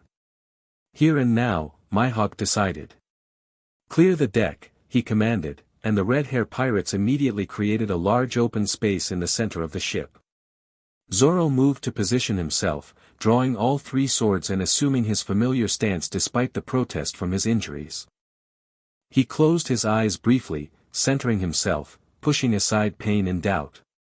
This wasn't about winning, it was about proving his potential. Mihawk stood opposite him, Yoru held casually at his side. Ready yourself, Roronoa. I will not hold back simply because you are injured. I'd be insulted if you did, Zoro replied around Wado Ikemonji's hilt. The deck fell silent as tension mounted between the two swordsmen. Even the waves seemed to quiet in anticipation. Shanks and his crew watched with bated breath, none daring to interfere in what had become a matter of swordsman's honor. Without warning, Mihawk moved. His speed was beyond anything Zoro had prepared for, one moment standing still, the next directly before him with Yoru already descending in a perfect vertical strike. The black blade cleaved the very air, its path unstoppable. Time seemed to slow for Zoro as his mind processed options in milliseconds. Block. No, the force would shatter his defense and possibly his swords. Dodge. No, the test specifically required deflection. Counterattack. Suicidal against Mihawk's superior speed and strength. The answer came to him not as thought but as pure instinct. As Yoru descended, Zoro shifted Wado Ikemonji and Sandai Kitetsu to a crossed position above his head, angled precisely not to catch the strike but to channel it. At the last possible instant, he twisted both blades outward while simultaneously stepping into the attack rather than away from it. The maneuver caught Mihawk's blade between Zoro's crossed swords just long enough to redirect its momentum, sending the massive sword slicing through air mere centimeters from Zoro's shoulder. The force created a gust that cut through his harumaki and reopened one of his wounds, but the strike itself was successfully deflected. For a breathless moment, both swordsmen held their positions, Mihawk's follow-through completed, Zoro's defensive redirection executed. Then, slowly, Mihawk withdrew Yoru, examining its edge as though checking for damage. Interesting approach, the swordmaster commented. Using your opponent's force against them rather than meeting it head-on. Not what I expected from you. Zoro straightened, sheathing his swords with as much dignity as he could muster while blood began to seep through his bandages again. Adapt or die. Indeed. Mihawk resheathed Yoru across his back. You pass, Roronoa. Barely, but you pass. Relief washed through Zoro, though he kept his expression neutral. So what happens now? Mihawk turned to Shanks. I'll report that you engaged me and escaped during the confusion. It will buy you some time, but not much. The Marines won't abandon this hunt easily. Appreciated, Shanks replied with a knowing smile. Give my regards to the fleet admiral. With a curt nod, Mihawk returned to his craft. Before departing, he fixed Zoro with one last penetrating gaze. Continue to grow stronger, Roronoa. Our true battle awaits. As Mihawk's vessel pulled away, returning to the marine formation, Zoro finally allowed himself to sink to one knee, the strain of the brief but intense encounter taking its toll on his recovering body. Impressive, Beckman commented, offering a hand to help him up. Not many could deflect Mihawk's direct strike, injured or not. It was still too close, Zoro acknowledged, accepting the assistance. I need to get stronger. All in good time, Shanks assured him. For now, we've bought ourselves a reprieve. Mihawk will delay the Marines, giving us time to reach our destination. And where exactly is that? Zoro asked, wincing as Dr. Anselm appeared to fuss over his reopened wound. Shanks smiled mysteriously. Somewhere the Marines won't follow. Somewhere you can recover properly and prepare for what's coming.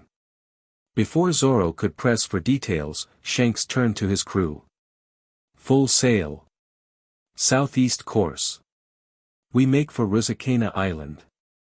The name meant nothing to Zoro, but the crew's reaction, a mixture of surprise and understanding, suggested it held special significance. As Red Force changed course, leaving the marine battleships behind, Zoro couldn't shake the feeling that his encounter with Mihawk had been more test than confrontation. The world's greatest swordsman could have ended him with that strike. Instead, he'd created a scenario that pushed Zoro to demonstrate creativity rather than mere strength. It was almost like training. The thought stayed with Zoro as he reluctantly returned to his cabin for medical attention. Whatever Mihawk's intentions, whatever Shanks' plans, one thing was certain, the path ahead had grown more complicated than simply finding his crew and continuing their journey. The world was changing around them, and Zoro would need to change with it if he hoped to protect his captain and achieve his dream. Rusicana Island appeared on the horizon 3 days later, a forbidding mass of jagged mountains and dense jungle surrounded by treacherous currents. As they approached, Zoro could sense the wild, untamed nature of the place even from a distance. Something about it reminded him of the mountain bandits' territory back in East Blue where he'd first begun his training as a child. What is this place? He asked Shanks, who stood beside him at the bow. Training ground, the Yonko replied simply. I spent time here years ago, honing my skills after. He trailed off, unconsciously touching the scars over his left eye. After what? Zoro prompted, curious about the rare moment of revelation from the normally guarded captain. Shanks shook his head, the moment passing. Doesn't matter. What matters is that this island has everything a swordsman needs to grow stronger: extreme conditions, dangerous wildlife, and complete isolation from marine interference. As they anchored offshore, the island's rocky coast made docking impossible. Zoro noticed something odd about the island's layout.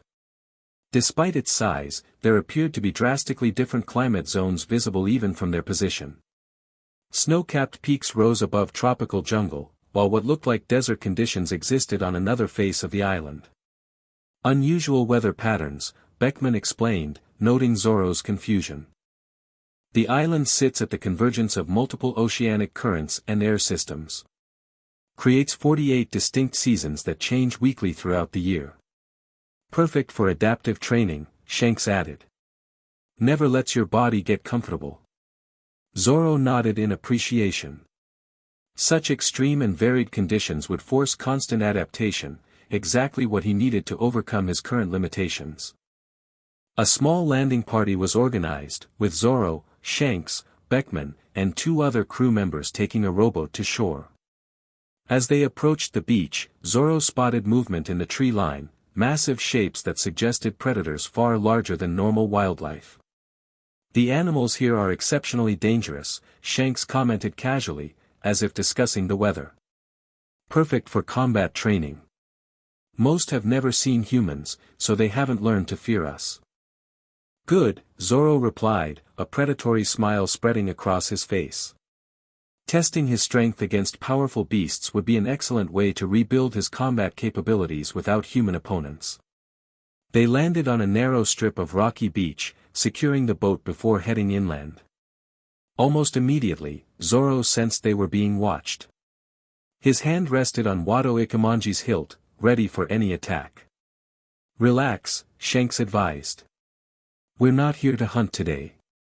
Just to set up your temporary home." They hiked through dense jungle for nearly an hour before reaching a small clearing nestled at the base of a cliff. A simple wooden structure stood there, weathered but still sturdy, clearly abandoned for some time. "My old training cabin," Shanks explained. "Hasn't been used in years, but the fundamentals are solid. Should serve you well during your recovery." Zoro examined the humble dwelling with appreciation.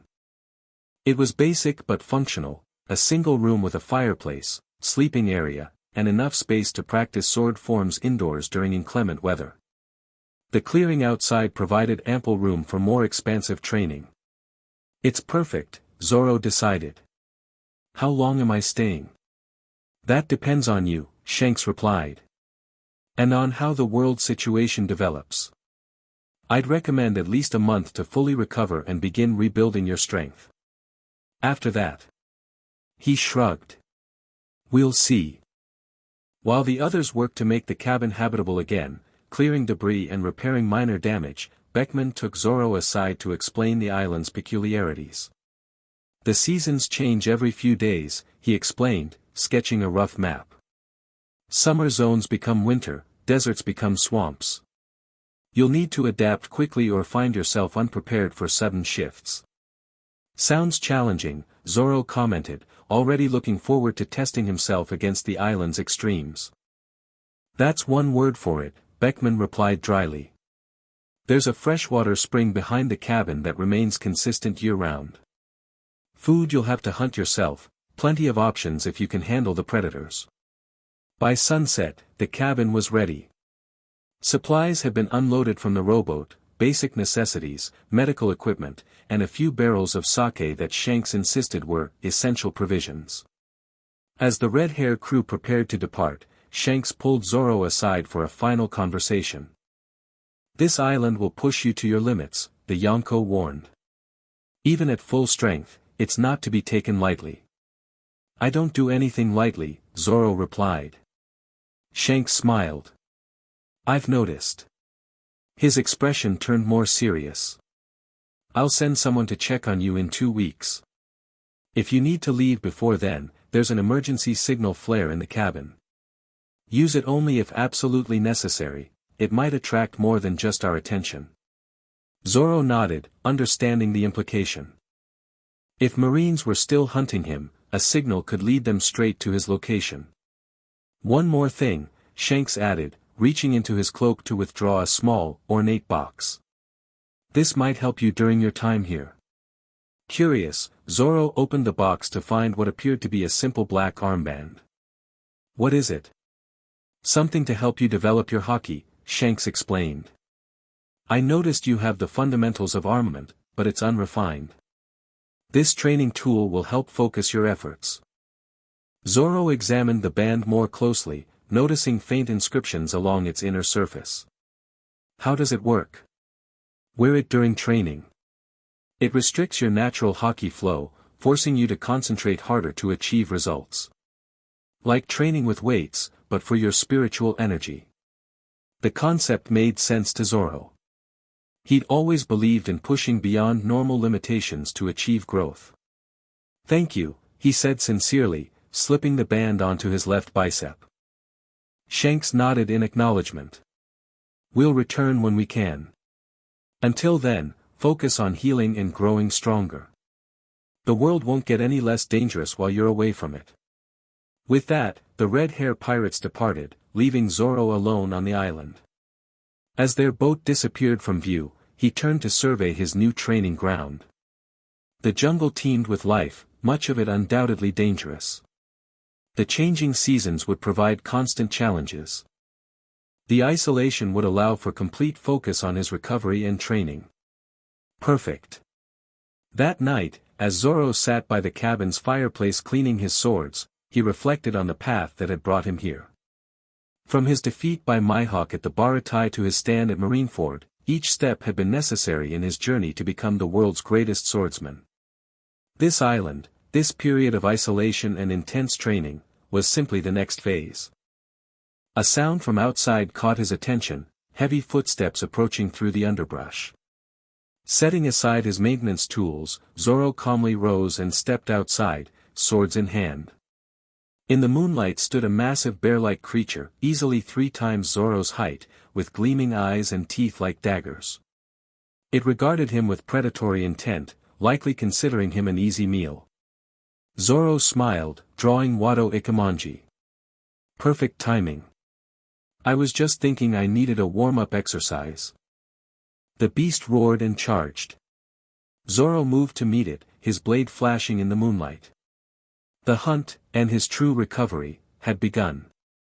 Days blended into weeks as Zoro settled into a grueling routine on Ruzakena Island. Each morning began with meditation, focusing his mind and spirit while his body continued to heal. Then came physical conditioning, running, climbing, swimming, pushing his recovering muscles just enough to strengthen without re-injuring.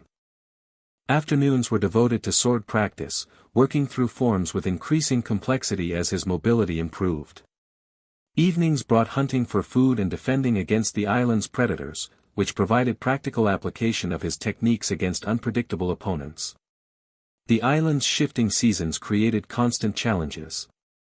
One day Zoro would awaken to tropical heat, the next to snow piling against the cabin door. These sudden changes forced adaptability, preventing his training from becoming routine or comfortable. Throughout it all, he wore Shank's armband, feeling the constant resistance it created against his natural hockey flow. Initially frustrating, the restriction gradually became familiar as Zoro learned to focus his will more precisely to overcome it. 2 weeks into his stay, Zoro was meditating beside a waterfall when he sensed an approaching presence.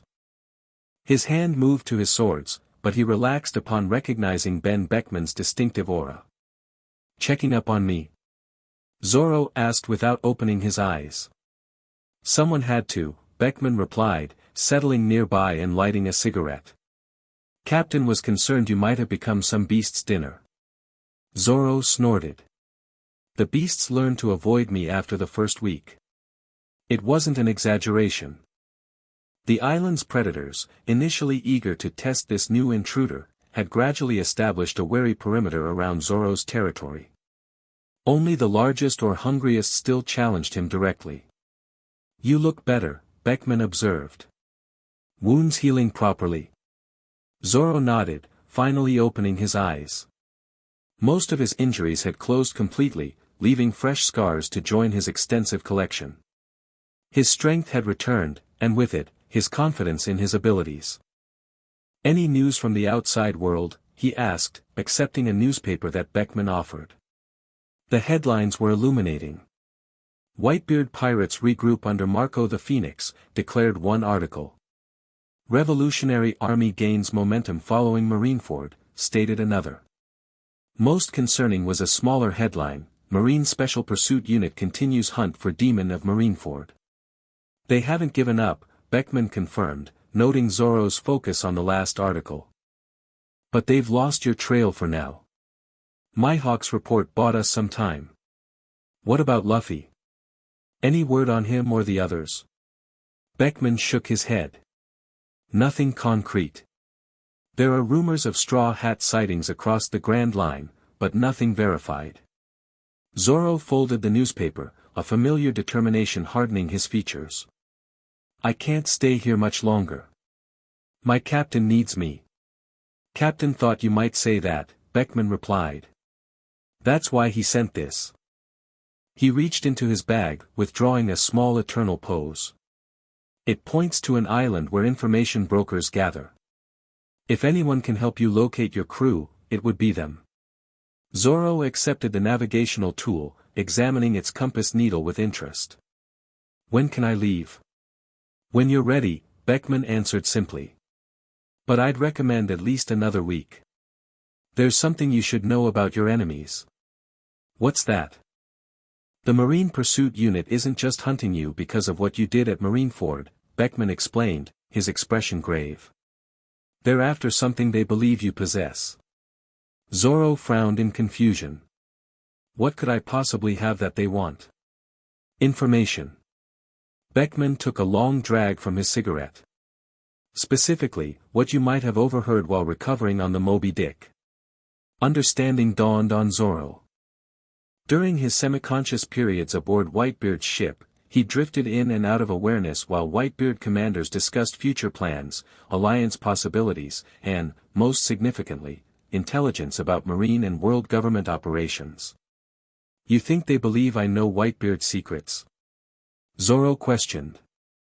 Among other things, Beckman confirmed. There were high-level conversations happening around you that the world government would kill to know about.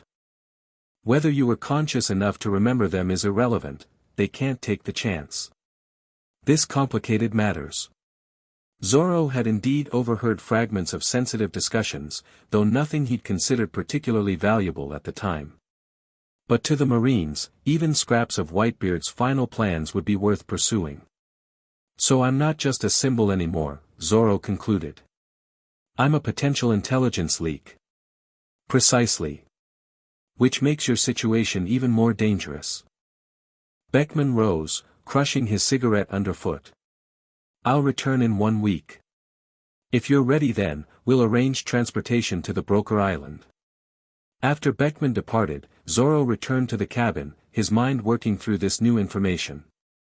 The Marine's pursuit now made more sense. It wasn't just about punishing him for Marineford, but about containing potential intelligence breaches. That night, as he practiced with his swords under the moon's glow, Zoro made a decision. 1 more week of intensive training, pushing himself to the absolute limit, then he would leave Rizakena and begin the journey back to his crew. Whatever dangers awaited, he would face them head-on, as always. The following days saw Zoro redouble his efforts, rising before dawn and training until he collapsed from exhaustion each night. He ventured into the island's most dangerous regions, seeking out the most formidable beasts to test his recovering strength. Each victory built his confidence, each challenge overcome sharpened his skills. On the 6th day, as Zoro meditated atop the island's highest peak, a precarious position made more treacherous by howling winds and freezing temperatures, he felt something shift within him. The constant resistance of Shank's armband suddenly felt different, not as a barrier but as a focal point for his will. Opening his eyes, Zoro examined his arm to see the armband glowing faintly. He focused his haki into it experimentally, and for the first time since donning the band, felt his energy flow through it unimpeded. The restriction hadn't vanished, he'd simply grown strong enough to overcome it naturally. Removing the band, Zoro channeled armament haki into his blade. Where before the black coating had been patchy and inconsistent, now it spread evenly across the entire sword, hardening it to a degree he'd never achieved previously. The development pleased him, concrete evidence of his growth during this isolation. When Beckman returned the next day, he found Zoro waiting at the beach, packed and ready to depart. The swordsman's aura had changed subtly, stronger, more focused, with an underlying confidence that hadn't been there before. I see you've made good use of your time, Beckman observed. Zoro nodded, handing back the armband. It served its purpose. Keep it, Beckman insisted. Captain said it's yours now. They set out in Beckman's small craft, leaving Rizakena behind. As the island receded into the distance, Zoro felt no regret at departing. The wilderness had given him what he needed, time to heal, space to grow stronger, and clarity about the path ahead. Where to now? He asked as Beckman adjusted their course according to the eternal pose. Whiskey Peak, Beckman replied. Information broker paradise and neutral territory for pirates and marines alike. If anyone knows where your captain is, you'll find them there. Zoro raised an eyebrow. Been there before. Wasn't exactly friendly. Things change, Beckman remarked cryptically. The place has new management since Baroque Works fell. More importantly, it's where we've arranged for you to meet someone who can help you. Who? You'll see when we get there. Beckman wouldn't elaborate further, focusing instead on navigating the treacherous currents. 3 days later, the distinctive cactus-shaped mountains of Whiskey Peak appeared on the horizon. The island looked much as Zoro remembered it, though the town seemed more developed, with new buildings visible along the waterfront. As they approached the harbor, Beckman suddenly changed course, steering toward a secluded cove on the island's far side. "Better not to make your arrival too public," he explained. "The Marines still have agents here, despite the neutral territory status." They anchored in the hidden cove, and Beckman produced a cloak with a hood. "Wear this in town. Your green hair is too recognizable." Zoro accepted the disguise without complaint, understanding the necessity for caution. After concealing his distinctive appearance, they made their way inland via a narrow path that wound between the Cactus Mountains. The town of Whiskey Peak had indeed changed since Zoro's last visit. Once a Baroque works outpost designed to lure and trap pirates, it had transformed into a genuine trade hub where information was the most valuable commodity.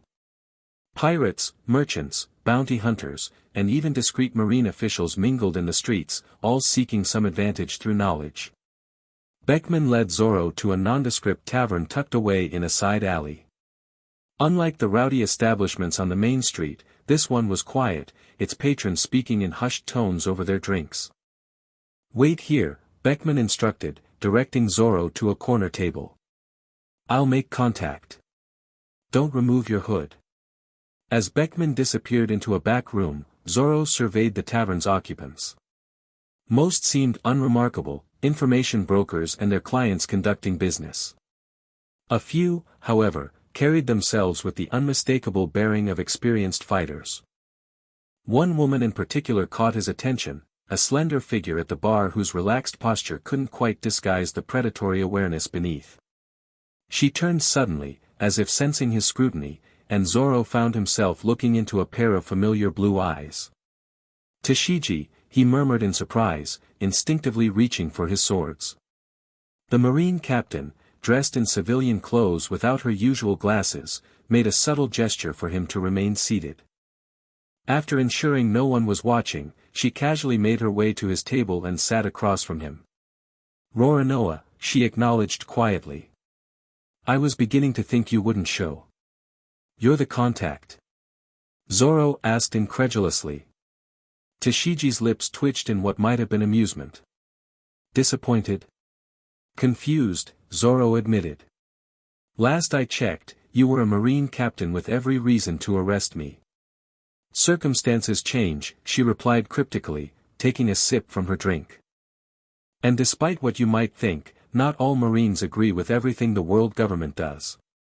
Zoro studied her carefully, looking for any sign of deception. Finding none, he relaxed slightly. "Why help me?" Tashigi glanced around before answering. "What happened at Marineford, it wasn't right. The changing justifications for Ace's execution, the cover-ups afterward, the extreme measures ordered against you specifically." She leaned forward, lowering her voice further. "Something bigger is happening behind the scenes, and some of us want answers." "Some of us? You mean there are Marines actually questioning orders?" She nodded. "A small faction. Mainly those who believe in moral justice rather than absolute justice. Smokers among them, though he'd never admit it openly." This was unexpected. Zoro had always viewed the Marines as a monolithic entity united in their opposition to pirates. The idea of internal division, of Marines questioning their own leadership, added a new dimension to the conflict. "So what's the plan?" he asked cautiously. "Why arrange this meeting?" "2 reasons, Tashigi replied. "First, to warn you. The pursuit unit assigned to capture you isn't just any Marine squad. They're CP-0. Zoro's eyes widened slightly.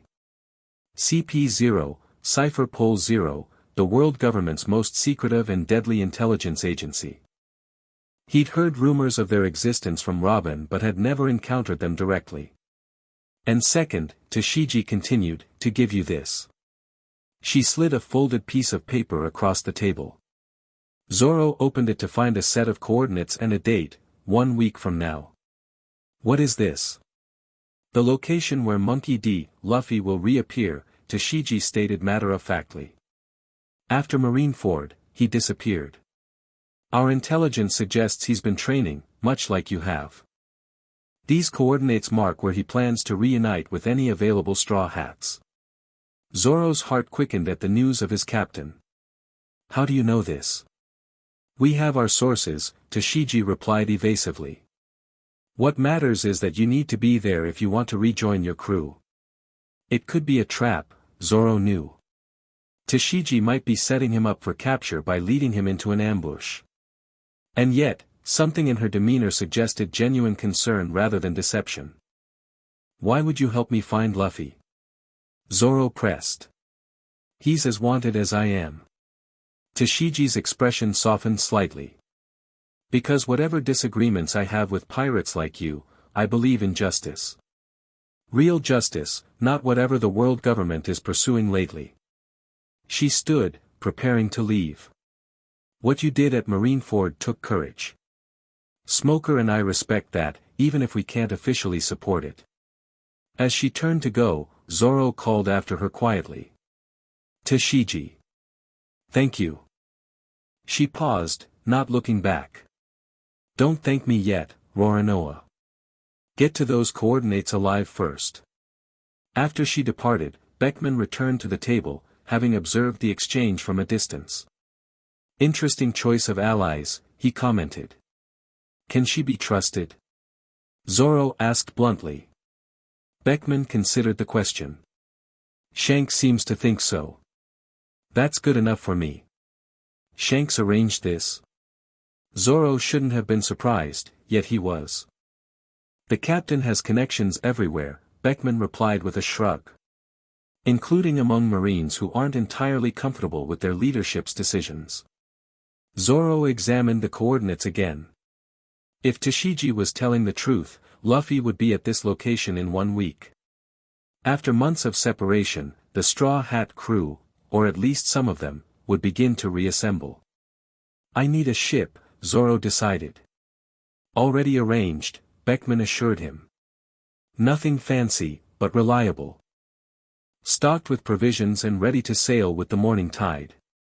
As they finalized the details, a commotion erupted outside the tavern. Shouts and running footsteps suggested trouble in the streets. Beckman moved to the window, peering carefully through the grimy glass. Marines, he reported grimly. A full squad, conducting building-by-building searches. Tashigi? Zoro questioned, suspicion flaring. Beckman shook his head. Doubtful. These men aren't local garrison, they're wearing black uniforms with white masks. CP0, most likely. Zoro cursed under his breath. Either they'd been followed or someone had leaked information about their meeting. Either way, remaining in the tavern meant eventual discovery. Back exit, he asked, already reaching for his swords. Through the kitchens, Beckman confirmed. I'll create a diversion. Get to the ship, East Dock, Slip 12. It's called Parting Gift. Before Zoro could protest the separation, Beckman was already moving toward the front door, adjusting his appearance to become instantly forgettable, a technique Zoro had observed red-hair pirates using to blend into crowds when necessary. Slipping through the kitchens, Zoro emerged into an alley just as a loud commotion erupted from the main street. Whatever diversion Beckman had created, it seemed to be working. Shouts and running footsteps indicated the Marines had redirected their attention. Keeping to shadows and side passages, Zoro made his way toward the East Dock. Twice he was forced to duck into doorways as CP0 agents passed nearby, their white masks glowing eerily in the moonlight. Their systematic search pattern suggested they knew exactly who they were looking for. The East Dock was less crowded than the main harbor, populated mostly by fishing vessels and small merchant ships. Slip 12 contained a modest sloop with Parting Gift painted on its hull in faded letters. Nondescript and weathered, it was perfect for avoiding attention. As Zoro approached, a shadow detached itself from behind a stack of crates. He had Wado Ikemanji halfway drawn before recognizing Tashigi again. "They're looking for both of us now," she informed him without preamble. "Someone spotted me meeting with you. Why come back? You could have claimed you were gathering intelligence." Tashigi gave him a withering look. "Because I need to leave too. My cover's blown, and CP0 doesn't exactly welcome marine captains who consort with pirates." The situation had certainly become complicated. "This ship's barely big enough for one person," Zoro pointed out. "We'll manage," Tashigi replied firmly. "Unless you'd rather I find my own transportation and potentially lead them right to your rendezvous point." She had him there. Better to keep her close where he could watch her than risk her being captured and forced to reveal the coordinates. "Fine," Zoro conceded. "But we leave now, before they lock down the harbor." Together they boarded the sloop, working silently to prepare it for immediate departure. Tashigi proved surprisingly knowledgeable about sailing, handling lines and adjustments with practiced efficiency. They had just cast off when shouts erupted from the dockside. 3 white-masked figures had spotted them and were raising the alarm. Without hesitation, Tashigi cut the last mooring line while Zoro unfurled the mainsail, catching the night breeze that pushed them away from the pier. "They'll pursue," Tashigi warned as they cleared the harbor entrance. "Let them try," Zoro replied, a predatory grin spreading across his face as he drew 2 swords. 3-sword style, black rope dragon twister. The attack swept across the water behind them, creating a massive whirlwind that capsized the nearest pursuit boats and threw the dock into chaos. By the time the Marines recovered, the parting gift had disappeared into the darkness, running before the wind with all sails deployed. Standing at the helm, Zoro charted their course according to the coordinates Tashigi had provided. 1 week to reach the rendezvous point. 1 week until he potentially rejoined Luffy and began the next chapter of their journey. And in the meantime, he had a marine captain as his reluctant sailing companion. Life certainly had a way of creating unexpected challenges. "East by southeast," Tashigi advised, checking their heading. "If we maintain this speed and the weather holds, we should reach the coordinates with a day to spare." Zoro nodded, adjusting course accordingly. Whatever awaited them at the rendezvous point, he would be ready. The time for recovery and training was over. Now came the true test, rejoining his captain and continuing their journey toward their dreams, regardless of who stood in their way. As Whiskey Peak faded into the distance behind them, Zoro's thoughts turned to the challenges ahead. CP0's pursuit, the world government's increased interest in the Straw Hats, the power vacuum left by Whitebeard's death, all created a more dangerous world than the one they'd left behind at Sabaody. But danger had never deterred Zoro before. If anything, it only strengthened his resolve. Whatever came next, he would face it with swords drawn and spirit unwavering. The journey to become the world's greatest swordsman continued, one battle at a time. Chapter 3, The Promise. 6 days at sea with Tashigi tested Zoro's patience more than any training regime ever had. The small sloop barely had room for one person, let alone 2 who constantly argued about everything from navigation to the morality of the pirate lifestyle. "You're going the wrong way." Again, Tashigi snapped, grabbing the rudder from him as they narrowly avoided yet another collision with a reef. "How does someone with your sense of direction even function as a pirate?" "I get by just fine," Zoro grumbled, relinquishing control of the ship without much protest. He'd learned over the past days that Tashigi was actually an excellent navigator, probably from all those years chasing pirates across the Grand Line. Despite their bickering, they'd made good progress. According to Tashigi's calculations, they'd reach the rendezvous coordinates by tomorrow afternoon, a half-day ahead of schedule. "Any sign of pursuit?" Zoro asked, scanning the horizon. Tashigi shook her head, lowering the spyglass. "Nothing since that marine cutter we spotted yesterday. I think we've lost them for now." That was something, at least. After escaping Whiskey Peak, they played a tense game of cat and mouse with several marine vessels, using the small sloop's maneuverability and Zoro's increasingly refined hockey senses to avoid capture. So, Zoro said, settling against the mast while Tashigi handled the sailing, you never really explained why you're helping me. Justice not being right is pretty vague. Tashigi's expression hardened as she adjusted their course. You want the truth. I was there when the orders came through about you. Not just capture or kill, they specifically said, extraction of information by any means necessary. Do you understand what that means? Torture, Zoro stated flatly. Exactly. And not just standard interrogation. They mentioned bringing in specialists from a place called Punitive Science Division, a section of the world government I'd never even heard of before. She looked genuinely disturbed. When I asked Smoker about it, he told me to forget I'd ever heard the name. But you didn't. I couldn't. Tashigi's grip tightened on the rudder. I joined the Marines to protect people and uphold justice, not to torture information out of pirates, even ones as annoying as you. Zoro raised an eyebrow. So this is what, an attack of conscience. Call it whatever you want, she snapped. But after Marineford, after seeing how the official story kept changing to suit the government's needs, I started having doubts. A comfortable silence fell between them, one of the few since their journey began. Zoro understood doubt all too well. Not about his own path, that had always been crystal clear, but he recognized the struggle in others when their beliefs were challenged.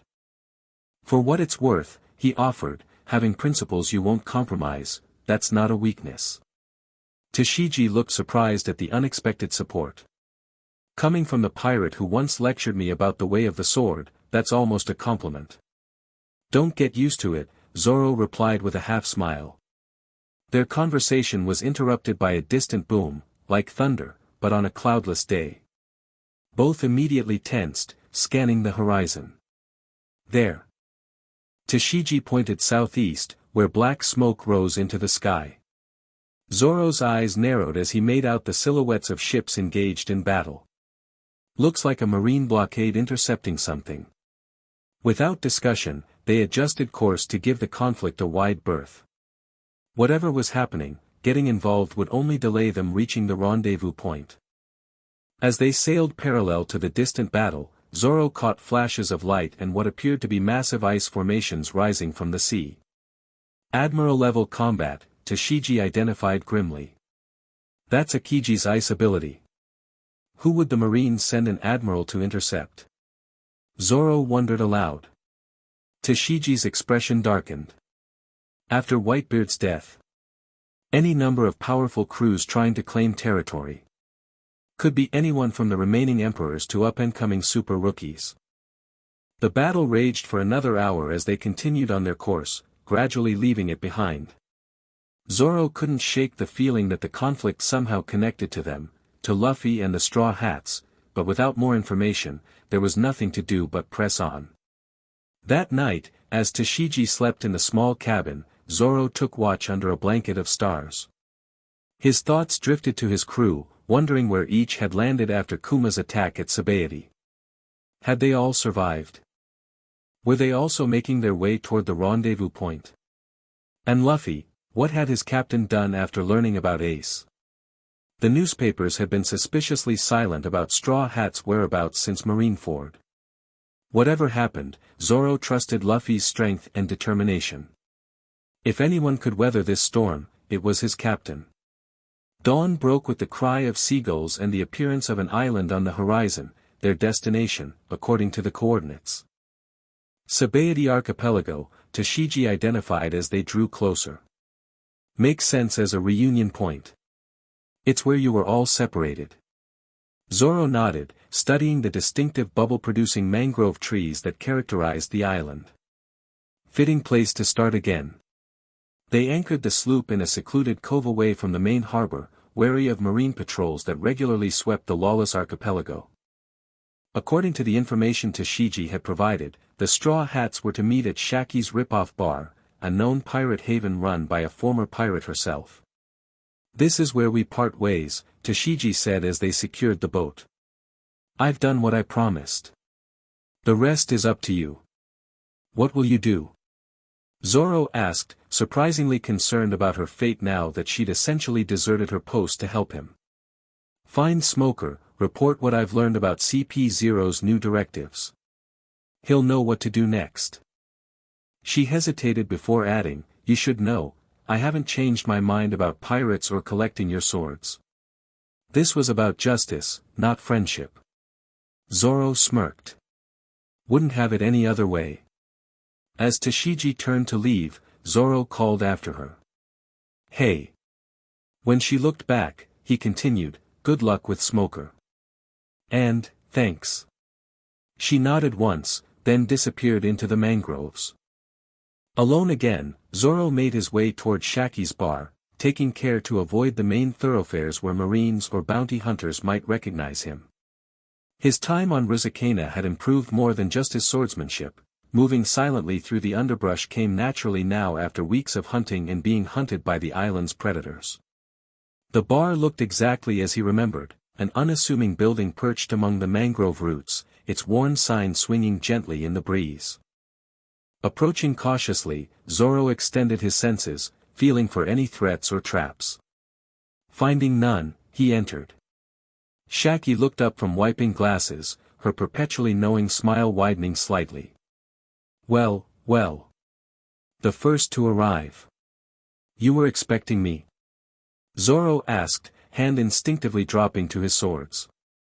Rayleigh mentioned you might be coming. She set down her cloth, studying him with experienced eyes. You've changed since I last saw you. Stronger. Sharper. Zoro relaxed marginally, taking a seat at the bar. Where is the old man?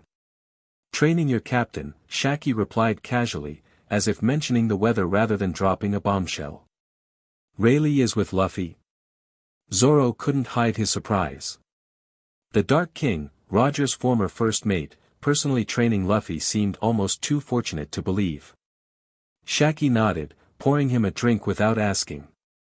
After Marineford, Luffy needed to become stronger. Rayleigh saw potential worth investing in. She slid the glass toward him.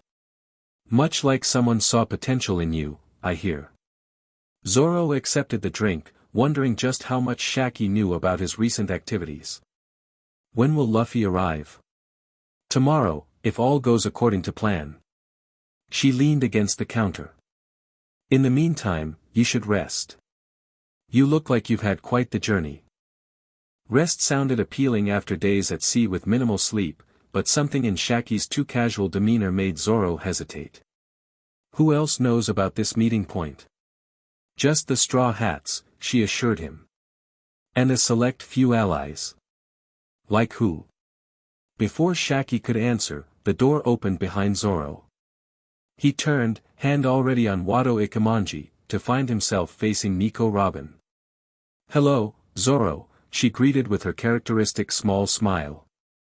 It's been a while. The tension in Zoro's shoulders eased immediately. Robin. The archaeologist entered fully, closing the door behind her. She looked well, calm and composed as always, though Zoro thought he detected new strength in her bearing. Like him, she'd clearly used the time apart to grow stronger. I see you've been busy, Robin commented, taking a seat beside him. The Demon of Marineford has quite the reputation now. Zoro shrugged, uncomfortable with the notoriety his actions had gained. Did what needed doing. Robin's perceptive eyes studied him thoughtfully. You tried to save Ace for Luffy's sake. It wasn't a question, but Zoro nodded anyway.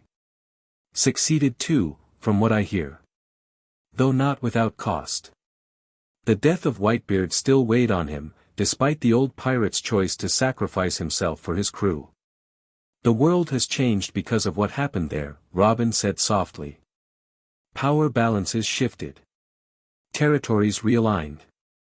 And the Marines. She trailed off, her expression darkening slightly. They've gotten more extreme, Zoro finished for her. I've seen it firsthand. Their conversation was interrupted as the door burst open again, this time admitting Frankie, the Straw Hat's shipwright. His massive frame filled the doorway as he struck his signature pose. Super reunion time, he announced loudly, before spotting Zoro and Robin. Hey! You guys beat me here. More reunions followed throughout the day. Brook arrived singing a new composition about their adventures apart. Usopp showed up with fantastic tales of his time on a bizarre island of giant plants and insects. Nami returned with new weather-controlling techniques and, predictably, demanded immediate repayment of debts Zoro had forgotten he owed. Only Sanji, Chopper, and most importantly, Luffy remained absent as night fell. They'll be here tomorrow, Nami assured everyone as they gathered around a table in Shaki's now-closed bar. Rayleigh's message was clear about the timing. Zoro listened as each crewmate shared stories of their time apart. Most had landed on islands where they'd found mentors or challenges that forced them to grow stronger, almost as if Kuma had intentionally sent them to places that would help them develop. When it came his turn, Zoro gave a condensed version of his experiences, fighting at Marineford, recovering with the Whitebeard pirates, training on Rosakana. He omitted certain details, like Shank's direct involvement or Tashiji's help, focusing instead on the broader picture. You faced Mihawk again? Brook asked, impressed. And survived his direct attack? Barely, Zoro admitted. It was a test, not a true battle. And the Marines have special units hunting you specifically? Frankie whistled. That's seriously super bad news, bro. CP0, Robin added quietly, her knowledge of the world government's secret operations more extensive than most. They don't usually involve themselves directly unless something threatens the world government itself. How does freeing one prisoner threaten the entire government? Usopp wondered. Robin's expression turned grave. It's not about Ace specifically. It's about what Zoro's actions represented, a direct challenge to their authority, a public demonstration that their power isn't absolute. That kind of symbol can inspire others to resist. An uncomfortable silence fell as the crew absorbed this information. Zoro had never intended to become a symbol of resistance, he'd simply acted out of loyalty to Luffy. But intentions meant little in the face of consequences. Well, Nami finally said, breaking the tension, we've all faced bounty hunters and Marines before. We'll handle this together, like always. Murmurs of agreement circled the table. Whatever came next, they would face it as a crew. As the others continued talking, Zoro stepped outside for some air. The night was clear, stars shining brightly above Sabaedy's luminescent trees. He sensed Robin following him but didn't acknowledge her until she spoke. There's something you didn't tell the others, she observed quietly. Zoro glanced at her, unsurprised by her perception. What makes you say that? I've gotten better at reading people, Robin replied with a small smile. And you have a look I recognize, the weight of knowledge better left unshared. He considered denying it but knew Robin wouldn't be fooled. During my recovery on Whitebeard's ship, I overheard things. Plans, secrets, information about the Marines and world government that they'd kill to keep quiet. And now they fear you'll share it with revolutionary forces, Robin concluded. Or worse, make it public. Most of it I didn't even understand, Zoro admitted. Names, places, operations I've never heard of. But apparently, it's enough to make me a high-value target. Robin leaned against the railing beside him. Knowledge is often the most dangerous weapon, Zoro. More than swords or devil fruits. Maybe. He gazed toward the harbor, where marine ships patrolled with searchlights sweeping the waters. But right now, I'm more concerned about tomorrow. If the Marines are watching Sabaody this closely, Luffy's arrival won't go unnoticed. Rayleigh will have planned for that, Robin assured him. He survived decades as one of the most wanted men in the world. He knows how to avoid attention when necessary. Zoro nodded, though the uneasiness remained. Something felt off about the whole situation, the heavy marine presence, the distant naval battle they'd witnessed, the timing of it all. His instincts warned of danger approaching, and those instincts had kept him alive too often to ignore now. We should be ready for anything tomorrow, he decided. I'll take first watch tonight. Robin studied him for a moment before nodding. I'll relieve you in 4 hours. As she returned inside, Zoro settled into a meditation posture, extending his senses outward. The hockey training with Shank's armband had sharpened his awareness considerably, allowing him to detect presences at a much greater distance than before. What he sensed troubled him. Beyond the regular marine patrols, something larger lurked at the edges of his perception, powerful auras moving with purpose toward Sabaody. He couldn't identify them precisely at this distance, but their focused intent felt predatory. They were being hunted. Dawn broke with no sign of Luffy or the remaining Straw Hats. The crew gathered on Shaki's rooftop, watching for any approach from sea or land. Tension had replaced yesterday's joyful reunions as Zoro shared his concerns about the encroaching presences he'd sensed overnight. They're definitely coming this way, he confirmed, eyes closed in concentration. At least 3 very powerful individuals leading a larger force. Robin frowned. CP0 agents, most likely.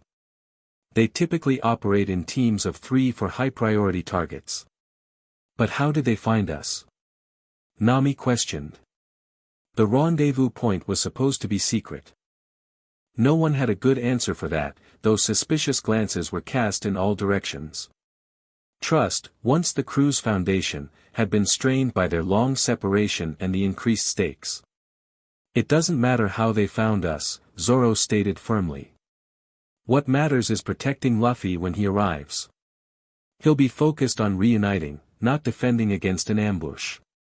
Zoro's right, Frankie agreed. We need a plan. Something super to catch these guys off guard. They quickly developed a strategy.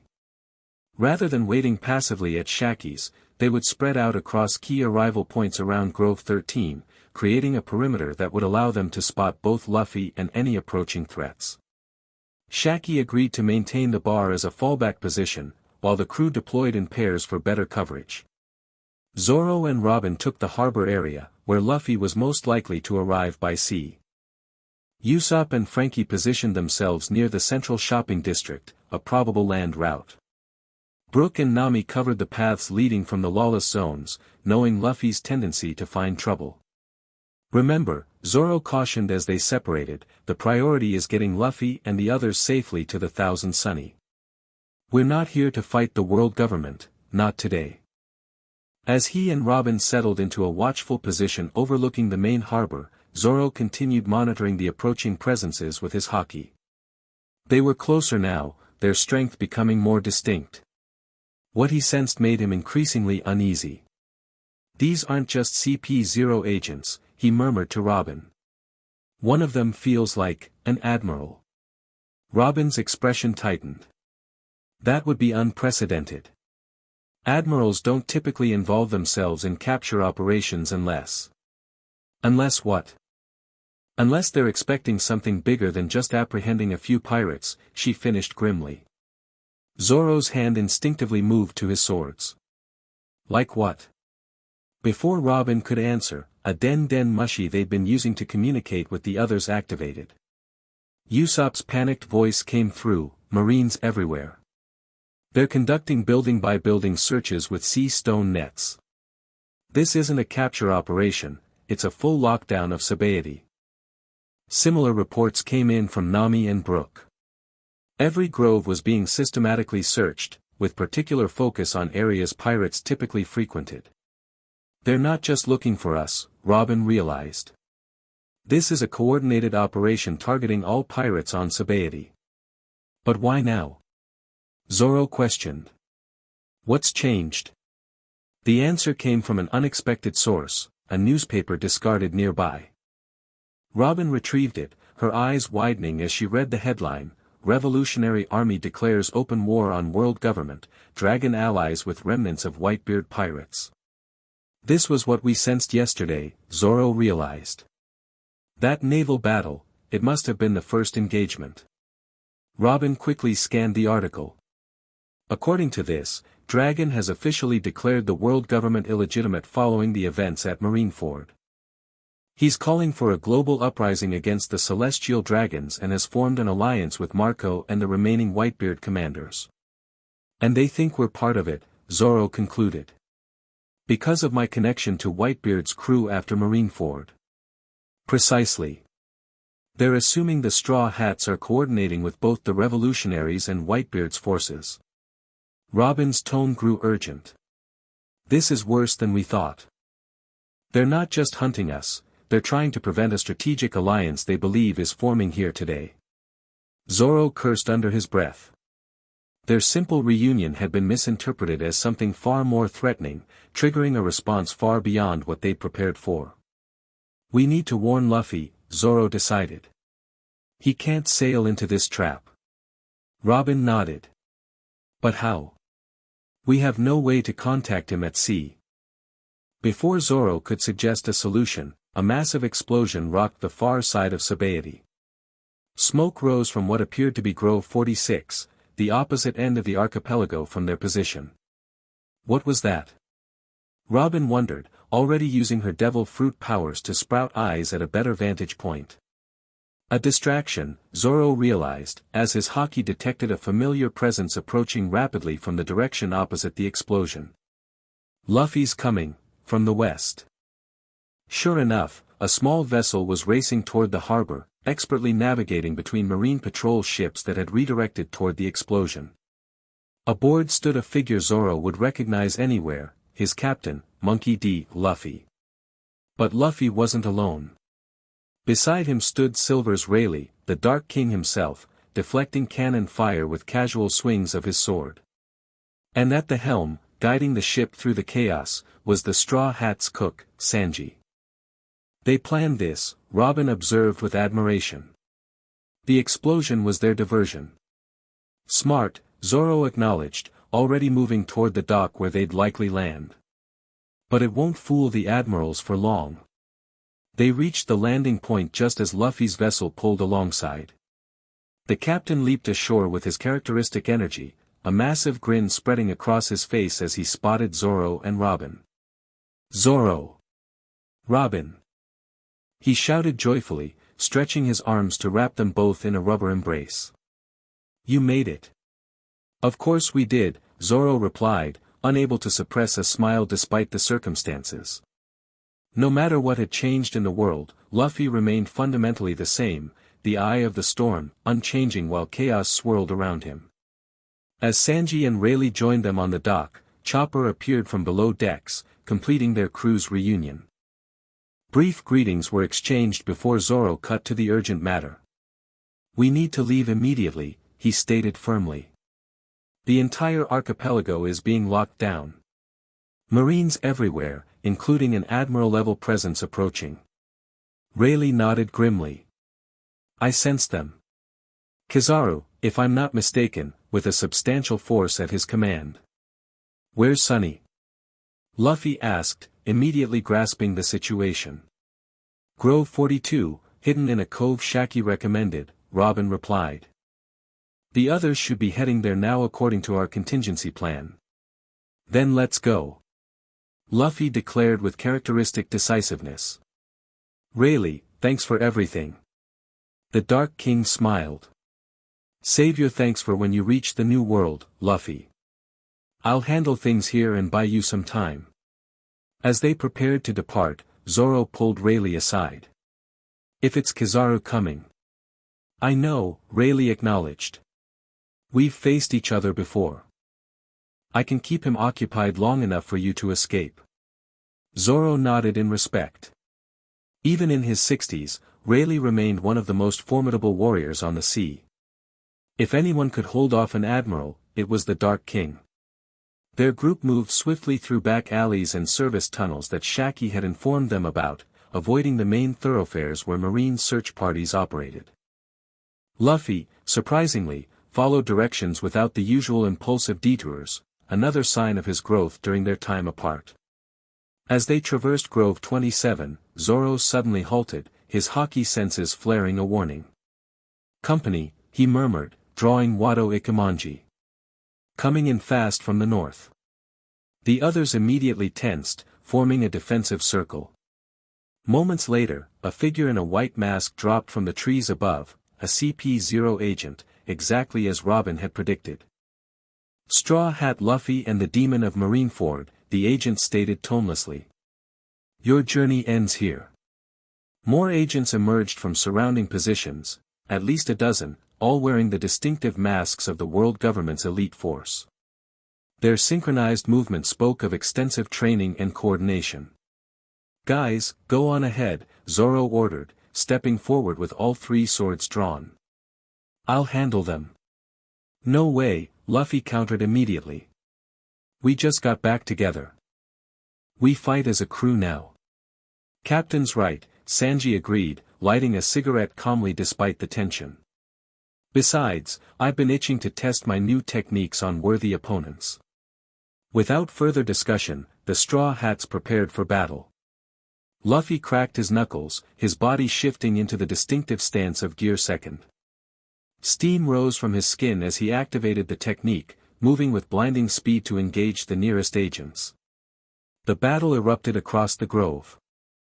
CP0 agents were unlike any opponents they'd faced before, faster, stronger, and employing combat techniques that seemed to defy physics. Yet the Straw Hats had not been idle during their separation. Sanji's kicks ignited with new intensity, his dyeable jam technique refined to higher temperatures that left opponents smoldering. Robin demonstrated mastery of clone techniques that multiplied her effectiveness in combat. Chopper shifted between his forms with unprecedented speed, each transformation precisely tailored to the immediate tactical need. And Luffy. Zoro watched with pride as his captain displayed the fruits of his training with Rayleigh. His control over Haki had advanced tremendously, allowing him to predict and counter the CP0 agents' movements before they even executed them. For his part, Zoro cut through the battlefield with lethal precision, his swords trailing black armament Haki that cleaved through the agents' defenses. His time on Rizakana had honed his techniques to new levels of destruction, and Shank's training band had permanently enhanced his Haki control. Three-sword style, Dragon Blaze. Zoro's attack sent three agents flying backward, their masks cracking from the impact. Despite their individual growth, however, the sheer number of elite opponents began to tell. For every agent they defeated, two more seemed to appear, slowly wearing down the crew's stamina and coordination. We need to break through. Zoro called out, recognizing that a prolonged battle worked against them. Luffy, can you clear a path southeast toward Grove 42? Luffy nodded, understanding immediately. Everyone get behind me. He wound up his arm, which blackened with Haki as he prepared his newest technique. Gomu Gomu no Elephant Gun. The devastating attack plowed through the CP0 formation, creating momentary chaos in their ranks. Now! Zoro shouted, and the Straw Hats surged forward through the opening, running full tilt toward their ship. They made it 3 groves before their path was blocked again, this time by a far more dangerous opponent. Admiral Kizaru stood casually in the center of a clearing, his yellow suit immaculate as always, that perpetually bored expression fixed on his face. Oh my, the Admiral drawled, adjusting his glasses. Running away so soon. How disappointing. Zoro stepped forward immediately, placing himself between Kizaru and Luffy. Go, he ordered the others. I've faced him before. Not alone you haven't, Luffy countered, moving to stand beside his swordsman. Not anymore. Kizaru's lip curled in amusement. 2 troublemakers for the price of 1. How efficient. Before either pirate could respond, a blinding flash of light erupted from Kizaru's fingertip, aimed directly at Luffy. Zoro moved to intercept, but the beam's speed exceeded even his enhanced reflexes. At the last possible instant, another figure appeared between Luffy and the attack, Rayleigh, his sword coated in Haki as he deflected the light beam harmlessly skyward. I thought we agreed you'd save the touching reunion for later, the Dark King commented to Luffy with a wry smile. Rayleigh! Luffy exclaimed, relief evident in his voice. The former Roger pirate faced Kizaru with the casual confidence of a legend. Go, Luffy. This is still part of your training, knowing when to fight and when to live to fight another day. Kizaru sighed dramatically. Always interfering, Dark King. Don't you think you're getting too old for this? Perhaps, Rayleigh acknowledged with a chuckle. But still young enough to keep you busy for a while. As the two legends prepared to clash, Zoro grabbed Luffy's arm. He's right, Captain. Our priority is getting to Sunny and escaping Sabaody. The real battles await in the new world. Luffy hesitated, clearly torn between his instinct to fight and his responsibility as captain. Finally, he nodded. Everyone, to Sunny. Full retreat. They circled around the impending duel, continuing their push toward Grove 42. Behind them, flashes of light and shockwaves indicated that Rayleigh and Kizaru had engaged in earnest, a battle between monsters that would hopefully buy them the time they needed. Their path seemed clear until they reached Grove 36, where disaster struck from an unexpected quarter. A wall of ice suddenly erupted before them, blocking their advance. From behind the frozen barrier stepped Admiral Akiji, his expression as cold as his powers. That's far enough, Straw Hats, he stated calmly. I can't allow you to leave. This was the scenario Zoro had feared most, multiple Admiral-level opponents coordinating to trap them.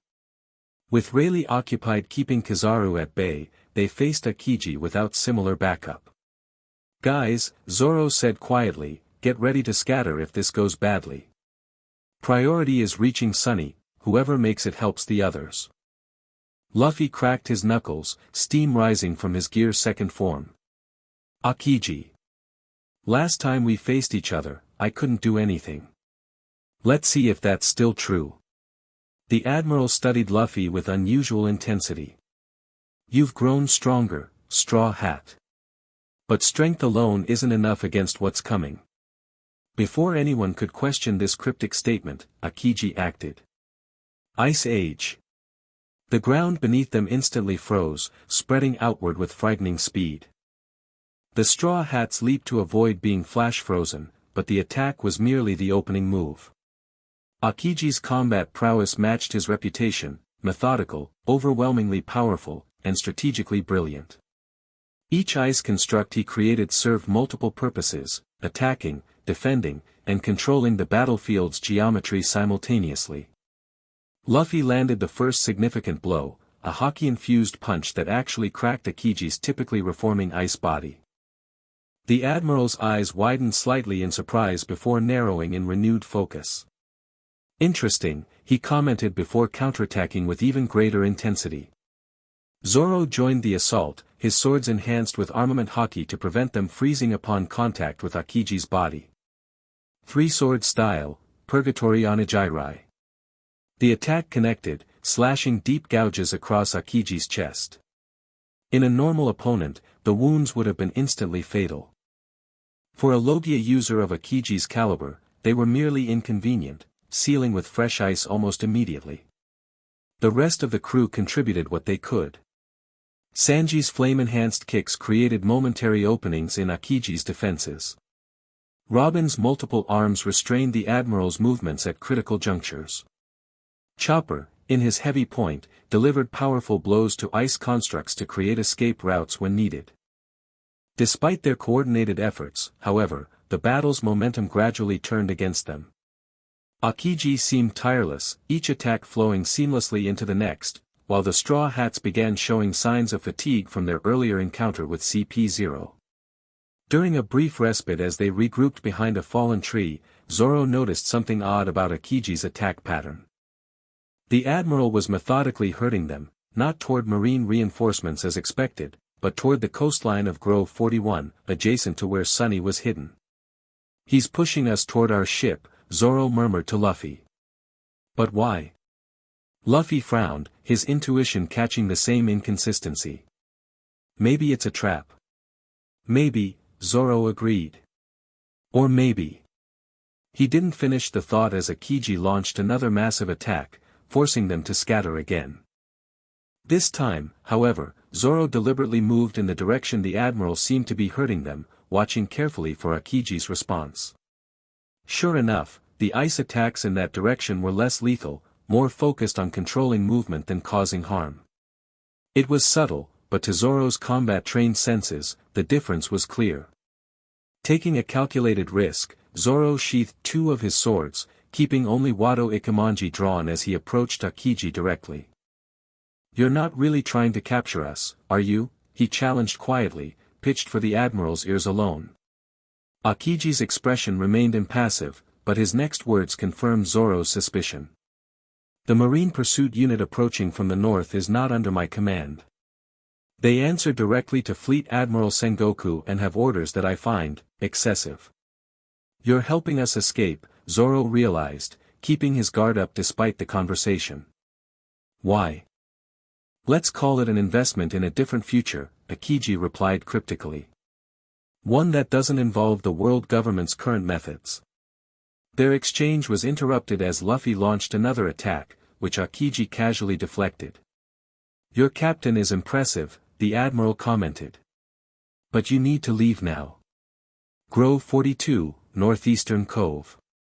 Your ship is ready, but you have less than 10 minutes before the blockade closes completely."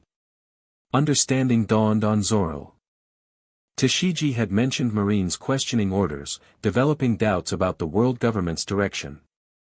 Apparently, those doubts extended higher up the chain of command than anyone had suspected. "Luffy!" Zoro called out. "Northeast through Grove 41. The ship's waiting." To his credit, Luffy didn't question the sudden change in strategy. "Everyone, follow Zoro," he commanded, disengaging from Akiji. As the Straw Hats regrouped and began moving in the indicated direction, Akiji made a show of pursuing while actually creating ice barriers that would slow any real pursuers. His final words to Zoro came as they reached the grove boundary: "The world is changing, Roronoa. Whitebeard's death was just the beginning. What you choose to do with the knowledge you gained at Marineford may determine which way it changes." With that cryptic message, Akiji launched an impressive but ultimately harmless ice attack that gave the appearance of the Straw Hats narrowly escaping his pursuit. By the time they reached Grove 42, Marine Den Mushi were broadcasting that the pirates had last been seen headed toward Grove 38, effectively misdirecting the pursuit force. The northeastern cove appeared exactly as described, with the Thousand Sunny waiting serenely on the calm waters. Frankie, Nami, Brook, and Usopp had already arrived and prepared the ship for immediate departure. "What took you so long?" Nami demanded as they boarded. "We've been ready to sail for ages. Had some admiral problems," Luffy replied cheerfully, as if describing a minor inconvenience rather than multiple life-threatening encounters. "Super timing though." Frankie called from the helm. "The coup de burst is ready to go. We can clear the blockade in one shot." As the crew hurriedly secured for departure, Zoro made his way to the stern, looking back toward Sabaody one last time. In the distance, flashes of light still marked Rayleigh's ongoing battle with Kizaru. Closer, a wall of ice mysteriously appeared between Groves 41 and 42, further delaying any pursuit. "Ready when you are, Captain," Frankie announced, hand hovering over the coup de burst controls. Luffy took his position at Sunny's figurehead, his expression unusually solemn as he surveyed his reassembled crew. "Everyone," he said, his voice carrying clearly across the deck, "thank you for coming back. For waiting. For getting stronger." The simple gratitude struck Zoro deeply. Luffy rarely acknowledged the sacrifices his crew made, not because he didn't appreciate them, but because he considered such loyalty the natural order of things. This explicit recognition spoke volumes about how the separation had affected their captain. "Where to now, Luffy?" Nami asked, charts ready for plotting their course. Luffy's serious expression gave way to his characteristic grin. "Fishman Island. And then, the New World." "You heard the captain," Frankie called out. "Hold on to something. Coup de burst." The Thousand Sunny rocketed skyward on a massive jet of compressed air, soaring over the marine blockade in a single bound.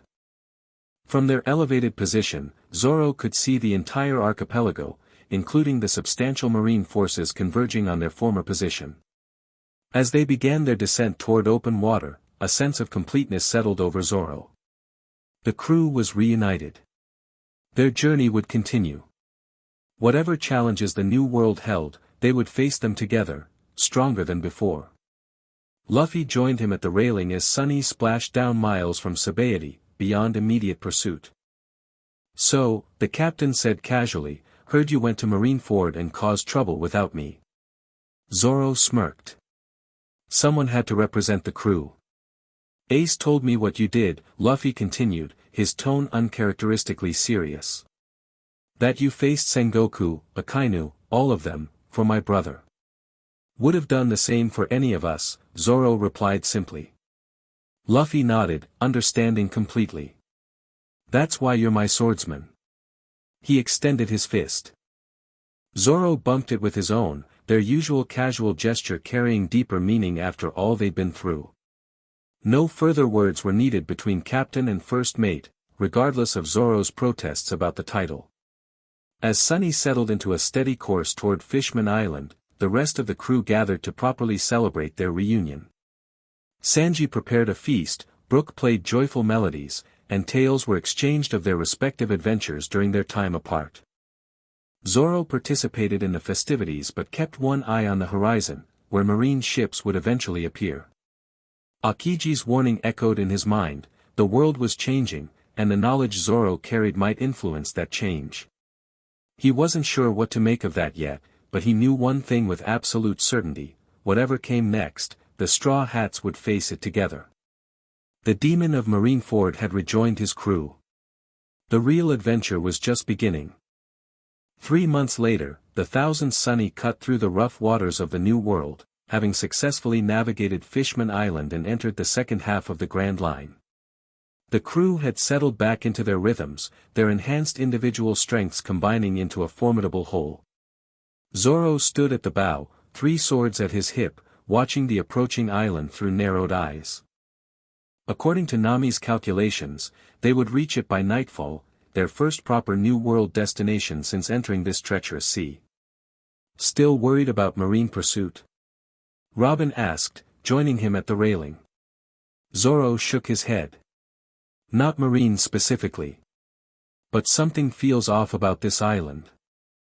Since reuniting, he'd shared with Robin and Luffy the details he'd withheld from the others: Shank's involvement, Tashiji's help, Akiji's apparent defection from strict marine protocols. The archaeologist had proven particularly insightful in connecting these events to broader world patterns. "The Revolutionary Army's declaration of war has changed the equation," Robin observed, following his gaze toward the island. "Marines are spread thin countering Dragon's forces across multiple seas. They can't afford to focus exclusively on us anymore. Unless we give them reason to," Zoro countered. "Which is why this island bothers me. Look at the harbor." Robin used her devil fruit to sprout an eye on the mainmast for better visibility. "Battleships," she confirmed. "But not marine vessels, those are Whitebeards," Zoro finished grimly. "Or what's left of his fleet under Marco's command." The implications were significant. If Marco had brought substantial forces to this island, it likely served as a forward base for the Whitebeard Remnant/Revolutionary Alliance that had been forming since Marineford. "Should we alter course?" Robin asked pragmatically. Zoro considered the question. Avoiding entanglement in the larger world conflict had been their strategy since leaving Sabaody. Luffy was focused on finding One Piece, not overthrowing the world government. Yet circumstances kept pulling them toward this broader struggle. "Let's inform Luffy," Zoro decided. His call. When presented with the situation, Luffy's response was predictably straightforward: Ace might be there with Marco. "Let's go say hi." And so they continued toward the island, though with increased caution. Zoro insisted on a night approach to minimize their visibility, while Nami identified a small cove away from the main harbor where they could anchor discreetly. As darkness fell, Zoro, Luffy, and Robin took a small boat ashore for reconnaissance, leaving the others to guard Sunny. They moved silently through dense forest toward the lights of what appeared to be a substantial settlement on the island's interior. This is more than just a pirate outpost, Robin observed as they reached the edge of the tree line. It's an organized base of operations. Before them spread a valley containing a small city, one that hadn't existed months earlier, according to their charts. Buildings in various stages of construction dotted the landscape, while people of all descriptions moved purposefully between them. Most tellingly, the flags flying from central structures displayed both the Whitebeard insignia and the Revolutionary Army's emblem side by side. "There's Ace!" Luffy exclaimed suddenly, pointing toward a figure directing construction of what appeared to be defensive fortifications. Sure enough, Fire Fist Ace stood amid a group of workers, his distinctive orange hat visible even at this distance. Beside him was Marco the Phoenix, the new leader of the Whitebeard pirates following their captain's death. "Let's go." Luffy was already moving before Zoro could suggest caution. With a resigned sigh, Zoro followed his impulsive captain, Robin close behind. As they approached the settlement, guards spotted them and raised the alarm, but Luffy's distinctive straw hat was recognized before any confrontation occurred. "Luffy!" Ace called out joyfully, rushing to embrace his brother. "What are you doing here?" "Just exploring," Luffy replied with his characteristic grin. "What is this place?" Marco approached more cautiously, nodding in recognition to Zoro. "This is New Dawn," he explained. "First independent territory established by the Alliance." As they were escorted deeper into the settlement, Zoro observed the operation with professional interest. This was no temporary camp but a permanent installation designed for long-term occupation. Defense systems, supply chains, communication networks, all suggested preparation for sustained conflict. "The world government doesn't know about this place yet," Marco explained as they reached a central building that served as headquarters. "We're gathering strength before announcing its existence." Inside, they were introduced to various Revolutionary Army commanders working alongside Whitebeard pirates. The alliance Akiji had hinted at was clearly in full swing, with resources and personnel from both organizations integrating into a unified force. "And now the Straw Hats arrive," noted a tall, hooded figure who emerged from an inner room. "Interesting timing." The man lowered his hood to reveal the tattooed face of Monkey D. Dragon himself, Luffy's father and leader of the Revolutionary Army. His presence indicated the significance of this base to their overall strategy. "Dad!" Luffy exclaimed, displaying his usual lack of appropriate reaction to meeting the world's most wanted man who also happened to be his father. Dragon's severe expression softened marginally. "Luffy! You've grown stronger." While father and son engaged in their characteristically awkward interaction, Zoro found himself drawn aside by Marco. "Not an accident you found this place," the Phoenix man observed quietly. "You sense something, you?" Zoro nodded. "My haki's been getting stronger. Felt familiar presences." "Good. Means your training with red hair worked." Marco led him to a quieter corner. "We've been hoping you'd find your way here eventually. There's something you need to know." The serious tone caught Zoro's attention. "What?" "Those fragments of conversation you overheard on the Moby Dick after Marineford, they weren't random." Marco's voice dropped further. "Pops knew you were drifting in and out of consciousness. He deliberately discussed certain topics within your hearing." Zoro's eyes narrowed as understanding dawned. "He was using me as a courier. Information he knew the Marines would pursue." "Exactly. But not for the Marines to obtain, for you to carry to the right people at the right time." Marco studied him carefully. "Do you remember a discussion about something called Ancient Arsenal?" The term triggered Zoro's memory. During his recovery, he'd heard Whitebeard commanders discussing various weapon systems, including something with that designation, apparently a world government secret of tremendous importance. Vaguely, Zoro acknowledged. "Something about weapons on a remote island." Marco nodded grimly. "That's the simplified version. The full truth is what we're preparing for here. He gestured to the bustling settlement. The world government is reactivating weapons that haven't been used since the Void Century, weapons capable of destroying entire islands. Zoro frowned. Why tell me this now? Because you're at a crossroads, Marco replied. You and your crew. The knowledge you carry makes you valuable to both sides of the coming conflict. What you choose to do with it may tip the balance. Before Zoro could respond, Robin approached, having evidently overheard the conversation. The ancient arsenal, she said quietly. That's connected to the Void Century research I've been pursuing. Marco nodded. The world government fears what you know, Nico Robin. But they fear even more what Roronoa might have learned at Marineford, specific locations, activation protocols, deployment timelines. Which I don't actually remember in detail, Zoro pointed out. They don't know that, Marco countered.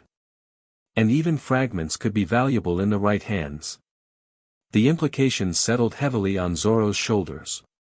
What had begun as a simple rescue mission to Marineford had entangled him, and potentially his crew, in a global conflict far larger than their personal quests. What does Dragon want from us? Zoro asked directly. Alliance is the word he uses, Marco replied. But in truth, he mostly wants Luffy to stay alive and keep causing trouble. Every distraction helps while we prepare. Luffy rejoined them at that moment, having concluded his awkward reunion with Dragon. So, he said with characteristic directness, they want us to join their revolution. Zoro was sometimes startled by his captain's perceptiveness behind the carefree facade. That's the general idea. Not interested, Luffy declared immediately. We have our own adventure to finish. Marco smiled slightly. Your father expected that response. But, Luffy continued, surprising Zoro, if our adventures happen to mess up the same people you're fighting, that's just how it works out. It was a typically Luffy compromise, refusing formal alliance while acknowledging aligned interests. The distinction might seem meaningless to others, but Zoro understood its importance. The Straw Hats would remain independent, following their own path, but not actively avoiding confrontation with the world government. Fair enough, Marco acknowledged. In that case, there's something else you should know before you leave. He produced a small eternal pose. This points to an island not on any official charts. It contains information about one of the road poneglyphs needed to reach Laugh Tale. Luffy's eyes widened at the mention of the island where one piece was supposedly hidden.